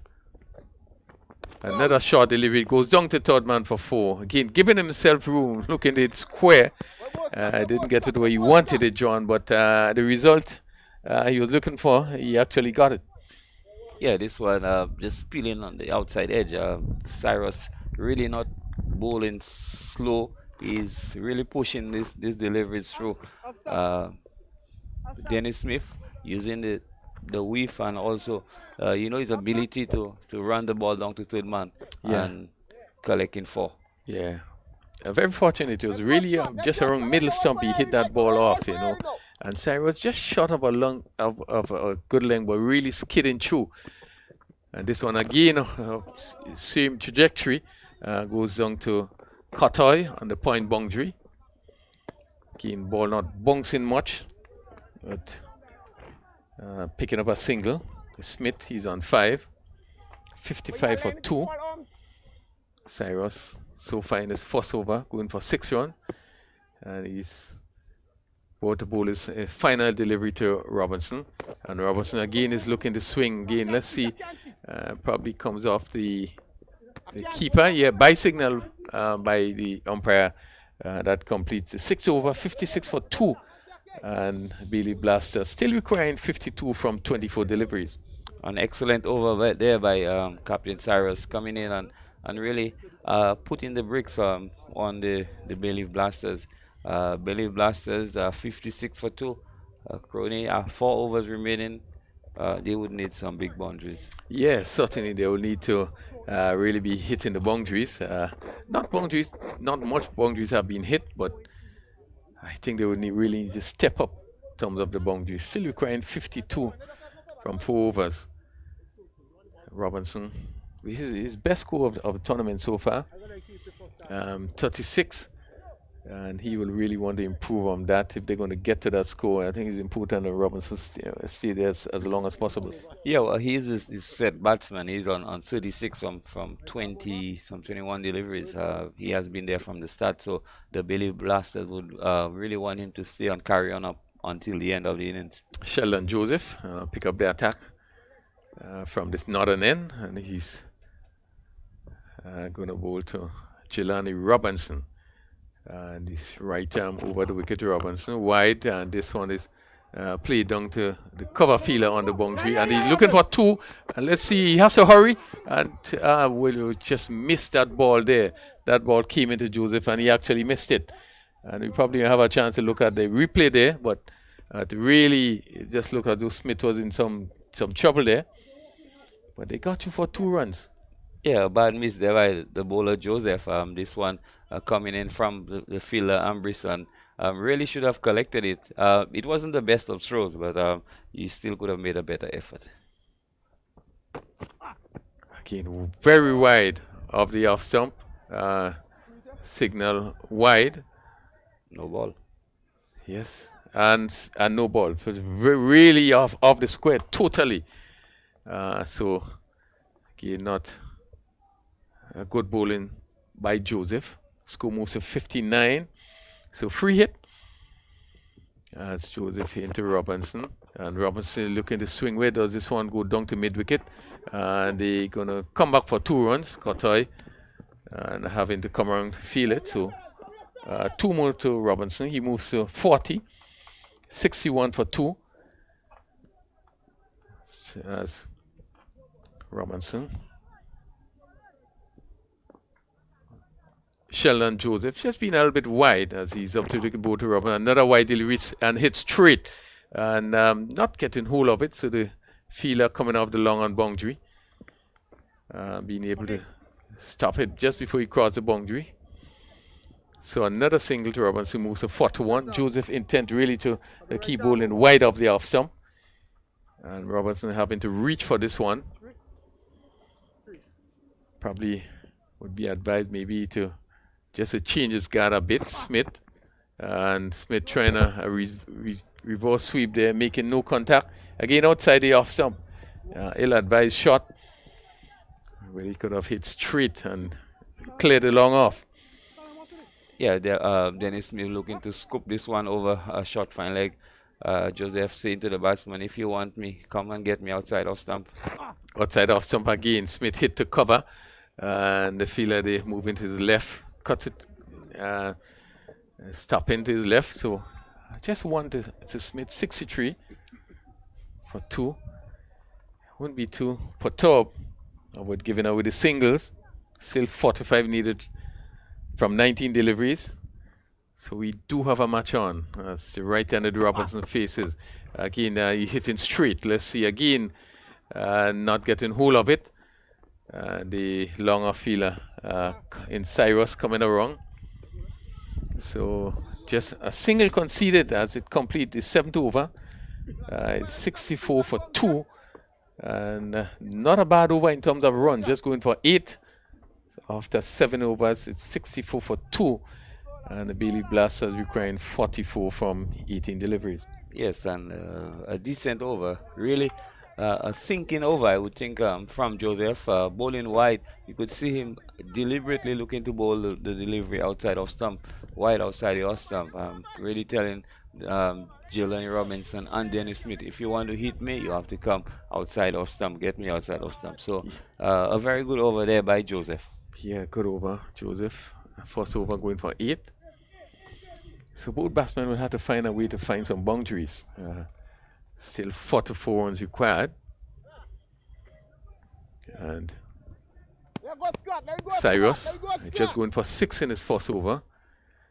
And Robinson on 42 to face Cyrus. And this one, Kane is looking to pull quick delivery again, staying down. And Cyrus is bowling just on a goodish leg, but being able to get the ball ready to skid through. And Robinson didn't know much about this delivery. He faced another delivery from Cyrus again, shorter delivery hit to mid-wicket. Again, not getting hold of it, but you're going to pick up 2 runs. The fielder at mid-wicket on the boundary, having to run to his right. Would need a lot more than the 1s and the 2s. 66 for 2. Cyrus over the wicket to bowl to Robinson. Robinson swinging this one down to mid-wicket. Let's see. Goes clear the mid-wicket boundary for 6. Good shot. Again, shortish in length, and he was able to really pick this one up and hit it over a straightish mid-wicket for 6. Yeah, short delivery there by Cyrus, asking to be hit really. And this one, Jelani Robinson really getting in control of this one and hitting it over deep mid-wicket for a magnificent 6. Yeah, you'll want to hit much more. 72 for 2. Cyrus to Robinson. Robinson is again swinging this one, no timing. Goes on to long on. And the amble under the single. So Robinson's 50, he's 51. He really has played a good hand. Current run rate 9.52. And they require run rate just about 15. So they really need to step it up as Dennis Smith. It's hitting straight, and this goes back past the bowler down to long on. Again, no timing, only 1 run conceded. It's 74 for 2. Cyrus in this over so far going for 10. We are in the 8th over. Robinson on 51 faces Cyrus. Again, missing his run there. Really would require some boundaries. Would love to finish with a boundary. Let's see. Cyrus again, short delivery past the keeper, and they're going to pick up a single. A wide signal. Probably getting this delivery to bounce quite a bit. A wide signal by the umpire. And really, that wide have been called because of the bounce there. 76 for 2. So Smith. And Smith is hitting this one. Where does it go? Down to long off. It will drop short of the field at long off. And the amble a single. That brings the 8 over to an end. 77 for 2. 51 Robinson from 30 deliveries. Smith on 8 from 7 deliveries. 31 required from 12 deliveries. Yeah, another good over by Cyrus. Just keeping the batsman in check. With 31 runs required from only 12 deliveries. At 15 runs and over, the Bayleaf Blasters would really need some big overs from Ekroni. Yeah, I think this 9th over would be a critical over, which would probably give you an indication to what direction this game is going to go. 31 needed from 12 deliveries. We do have quite a few spectators sitting in the stands. We expect quite a bit of persons to come in later on today. We do have another big game on, second game, as this ball is taken somewhere on the pad again. Smith looking to play somewhere on the onside. Joseph in his second over. His first over just going for 8.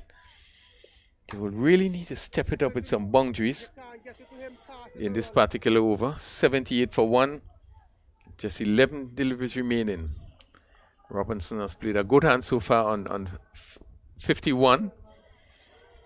But really would need this over to be a big over. Started with a leg by. It's Joseph.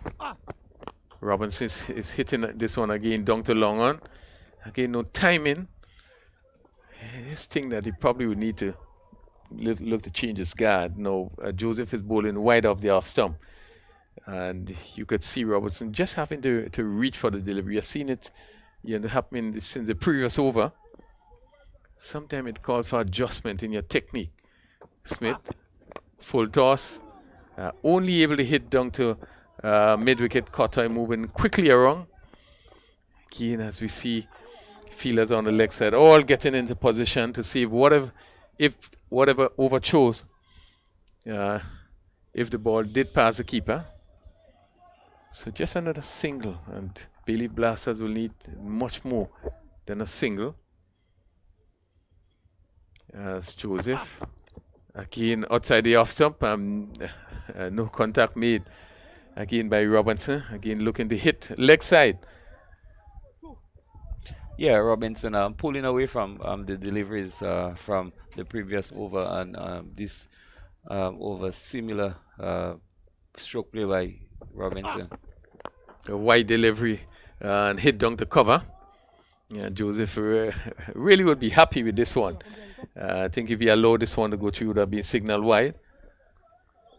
So it's getting more and more difficult. 27 from 7 deliveries. And Joseph in his second over, just going for 11 with 1 delivery to complete his second over. So really a strong reply by this one. Pitch up, hit straight, and this one, let's see, still lack of time in. The fielder comes across and missed it, and probably just seemed to clear the boundary for 6. Again, a bit of collision there, as we see Cyrus. It seems as we look at the replay, and this ball just let's see. Yeah, just a bit of collision there. Just clear the long off boundary for 6. And the fielder is still down as the physio just comes out here, just doing a little bit of work on his back there. And the seem to be okay, seem to be up a bit. Cyrus there, but a good finish, 6 coming in the last over, 87 for 2. Was still a challenge, still to get to some 21 in the last over. Yeah, this last delivery from Joseph, the batsman Smith, looking well, hitting this one back over the bowler's head for 6. Luckily for the fielders, the collision was mild. Currently could have been much serious, but it's good that they are okay. So 21 of 6 deliveries. Definitely, the batsmen from Bayleaf Blasters would have to go all out. Yeah, it'll be very important that you start this over with a boundary. 21 from 6 delivery. Nutmeg Warriors would have done very well to pull this one back. Just going 107. Alex Moses, who only went for 9 in his first over, is coming from that southern end. And Robinson, who had been there from the start, opened the batting, 53 from 33 deliveries. This will really have to be a big over if Bayleaf Blasters going to come through. Nutmeg Warriors would feel the better team going into this last over. Short third man, a point in Kotoy. Cover point on the boundary. Cover in Cyrus, just moving into position. And a long off on the offside as Joseph. And again, no contact there as the batsman looking to hit, and they take a single in the process. By signal by the umpire. Again, Robinson looking to swing somewhere on the leg side. So it's 88, just 5 deliveries left, and really we need to see some boundaries if they're going to get up to that 108 needed for victory. The right-handed Dennis Smith faces Joseph. Short delivery makes no contact. And again, taken by the keeper. Smith looking to cut. So really a good over by Moses. Alex Moses. Sorry, Alex Moses. 1 for 9 so far in his second over. As he's on his way to bowl to the right-handed Smith. And Smith is looking to drive, hit on the pad, out leg before there, looking for the big shot. And missing this one, being struck in front. And Moses picking up his second wicket. It's 88 for 3. And Bayleaf Blasters losing another wicket. And really is up against it. Yes, Smith just missing a straight delivery there by Moses, and Crony, this game is over. 3 balls, 20 runs. The Nutmeg Warriors are basically booked their place into the finals on Monday. Yes, strong performance by the Warriors. I think they came out and really bowled well. I think none of the batsmen really got going, and really it has been a struggle for Bayleaf Blasters. So it looks pretty sure now that the last year's winner is going to book their position as the first team that qualified for this big final on Monday. This one is struck down to long off. The fielder coming around and just missing this one as it goes over the rope. And it's picked up a boundary, and Centelaire, first delivery hit for 4, 92 for 3. But just with 2 deliveries left, really, it's very difficult unless we see some extras. So 92 for 3 into the 10th over. Robinson batting right through, was on 53. Center left first delivery hit for 4, but 16 needed from 2 deliveries. As Alex Moses, 2 for 13 so far. This one is struck with. This one goes over long off. A good hit by by Centile, just picking this one up and lofting it over long of a 6 foot.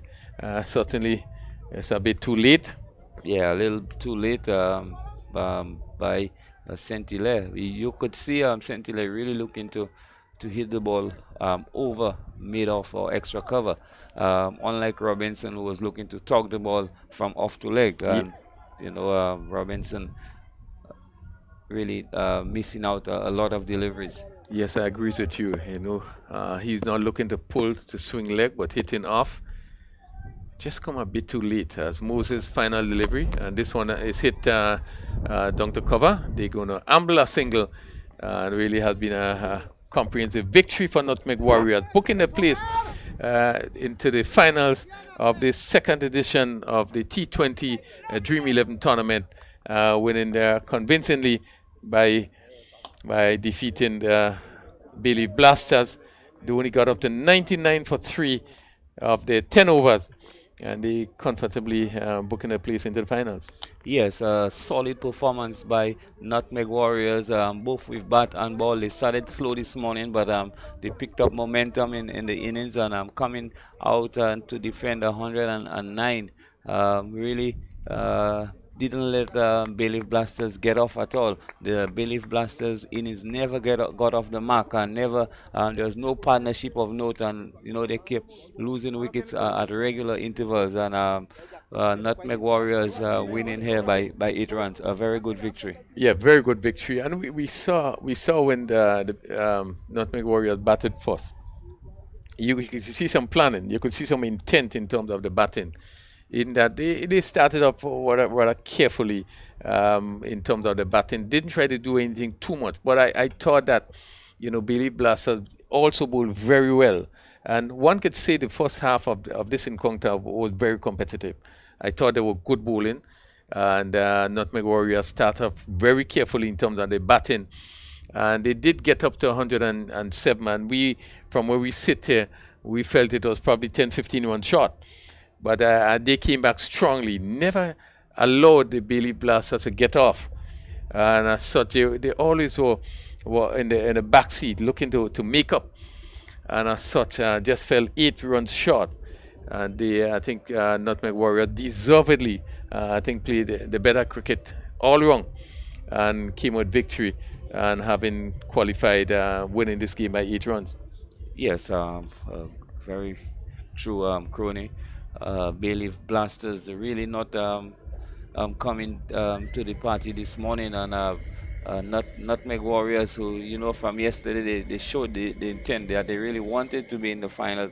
They chased down 120 odd yesterday, and today coming, and you're right about the intent. We could have seen under planning that was put through, and it's really nice that you could see that Nutmeg Warriors into the finals. So we have seen Nutmeg Warriors and the team that won the first edition 2021, a team that won the tournament, has booked their spot, the first team in the finals of this 2022 second edition of the Dream 11 T10 tournament. Really playing really good cricket. I think all-round cricket, being able to win this game today by 8 runs. And as such, they should feel very proud with the sort of cricket they played. They didn't score a lot of runs, but they had to bowl well. And I think that they really bowled well. And I think looking at the coach here, Junior Murray must be happy with their bowling performance, even though they probably was not too happy with the batting. But they really bowled well, and we didn't see the likes of Kotoy bowling. So I think the bowlers that would have bowled really would have done a great job. Just a look at the scorecard. We saw Jelani Robinson. He batted short inning and not out on 53 and faced 34 deliveries. Cabin Hodge never really get going. He went very early for 9 after playing really a good shot down to mid wicket for 4 and looked the part. But he went caught by Moses bowling of Jackson. Devon Smith didn't last long. He was caught by Benjamin of the bowling of Moses for 3 from 4 deliveries. Dennis Smith, LBW Moses for 15, 12 deliveries, and Scintilla not out 11 from 3 deliveries, 99 for 3 after 10 overs, and really have been, with the exception of Robertson, who we thought probably should have gone on quite a lot more. I think really getting out of shape most of the time, so was not able to get the ball away as he should. Yeah, Robinson struggled a bit as the innings progressed. Really looking to talk the ball to mid wicket instead of playing over extra cover or long on. So really and truly disappointing batting effort by Bayleaf Blasters. I'm sure they know it. They know that it's the total was it's something that they could have achieved, but they miss out. But really and truly, the Bayleaf Blasters have some work to do. They still have another chance to get into the finals because of the structure of the tournament. But definitely they would have to come a little better. But the Nutmeg Warriors, a good victory. Yes, I think they will be unhappy. They really didn't bat well, and Soche wasn't able to get up to that 108 needed for victory. Quickly, the bowling: Hassan Jackson 2 overs, 1 for 12. Alexis 2 overs, none for 27. Moses 2 overs, 2 for 20. Cyrus 2 overs, none for 19. Joseph 2 overs, none for 17. And the total 99 for 3. Sherry's, you have someone down there. Let's go over to Sherry's. At the end of the qualifying match this morning, we have the Nutmeg Warriors sailing their way to the finals of the second edition of the Dream 11 Spice T10 competition. To present the Player of the Match award this afternoon, we have Mr. Andy Noel, the first Vice President of the Grenada Cricket Association. And the Player of the Match this morning is Mr. Sunil Ambrose of the Nutmeg Warriors, scoring a crucial 37 runs.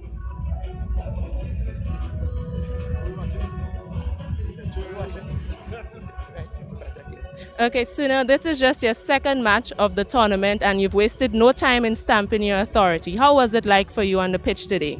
It's actually my second game in 6 months. It was a bit difficult at the start. I think the wicket was deteriorated from yesterday. I think it was a bit better yesterday, but as I got into it, I think I got a bit better. It's your second match in 6 months and you're on your way to the finals. What can we expect from you on Monday? Well, whatever I do, once we win it, I think we've been playing good as a team. I've been watching all the games that the team has been playing, and I think today it was a complete team effort. It just wasn't me, it was everybody. So once the team wins, I'm just happy to contribute in whatever way. Okay, well said, and all the best in the finals on Monday. Thank you. That was terrible. Yeah, interesting comments, Ambrose. You could hear him say that was terrible. But yeah, I think Ambrose did bat well. He started slowly and build the innings. Yeah, struggled a bit, but certainly you see there was a plan. They had a plan, and I think that their plan would have worked better, and they come with victory in this first fixture for today. So the news: Nutmeg Warriors has booked their place in the finals. Now wait the second qualifying spot for the final to be played on Monday. We take a break now, and certainly we will join you for the second encounter, which will start just about 2:30 later on this afternoon.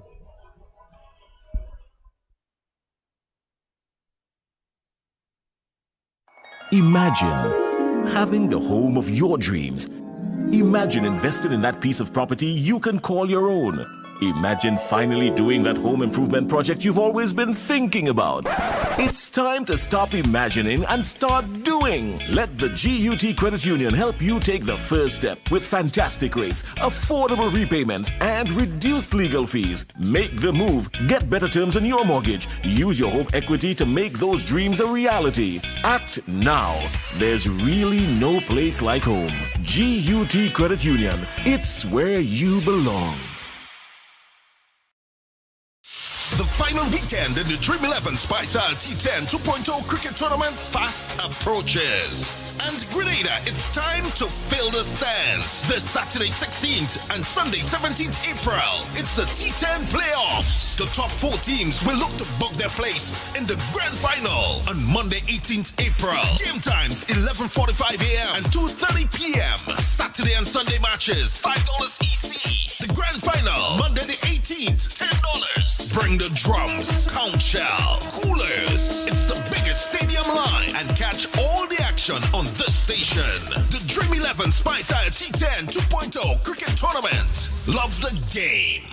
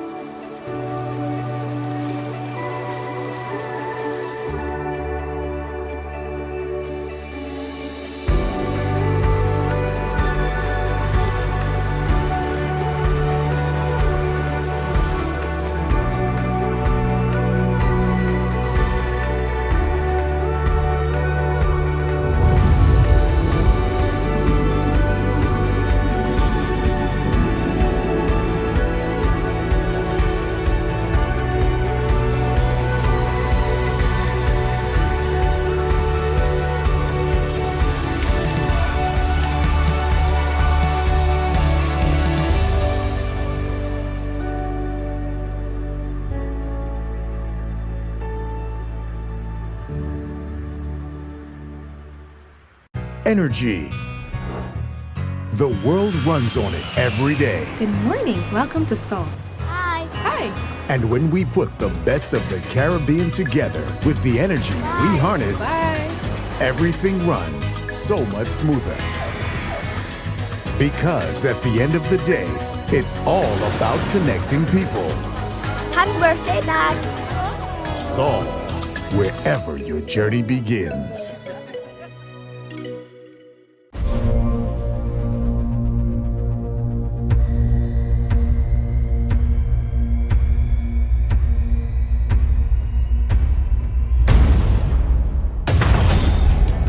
The biggest and safest summer festival in the region, August 8th and 9th. Let's go to Grenada for Spice Mass. Call your booking agents and get your tickets today.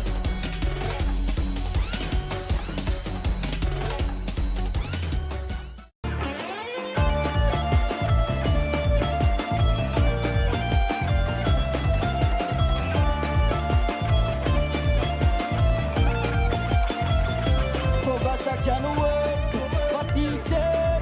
I can't wait to enjoy myself in the stadium. Mama tell everything goes shine. Local talent doing well.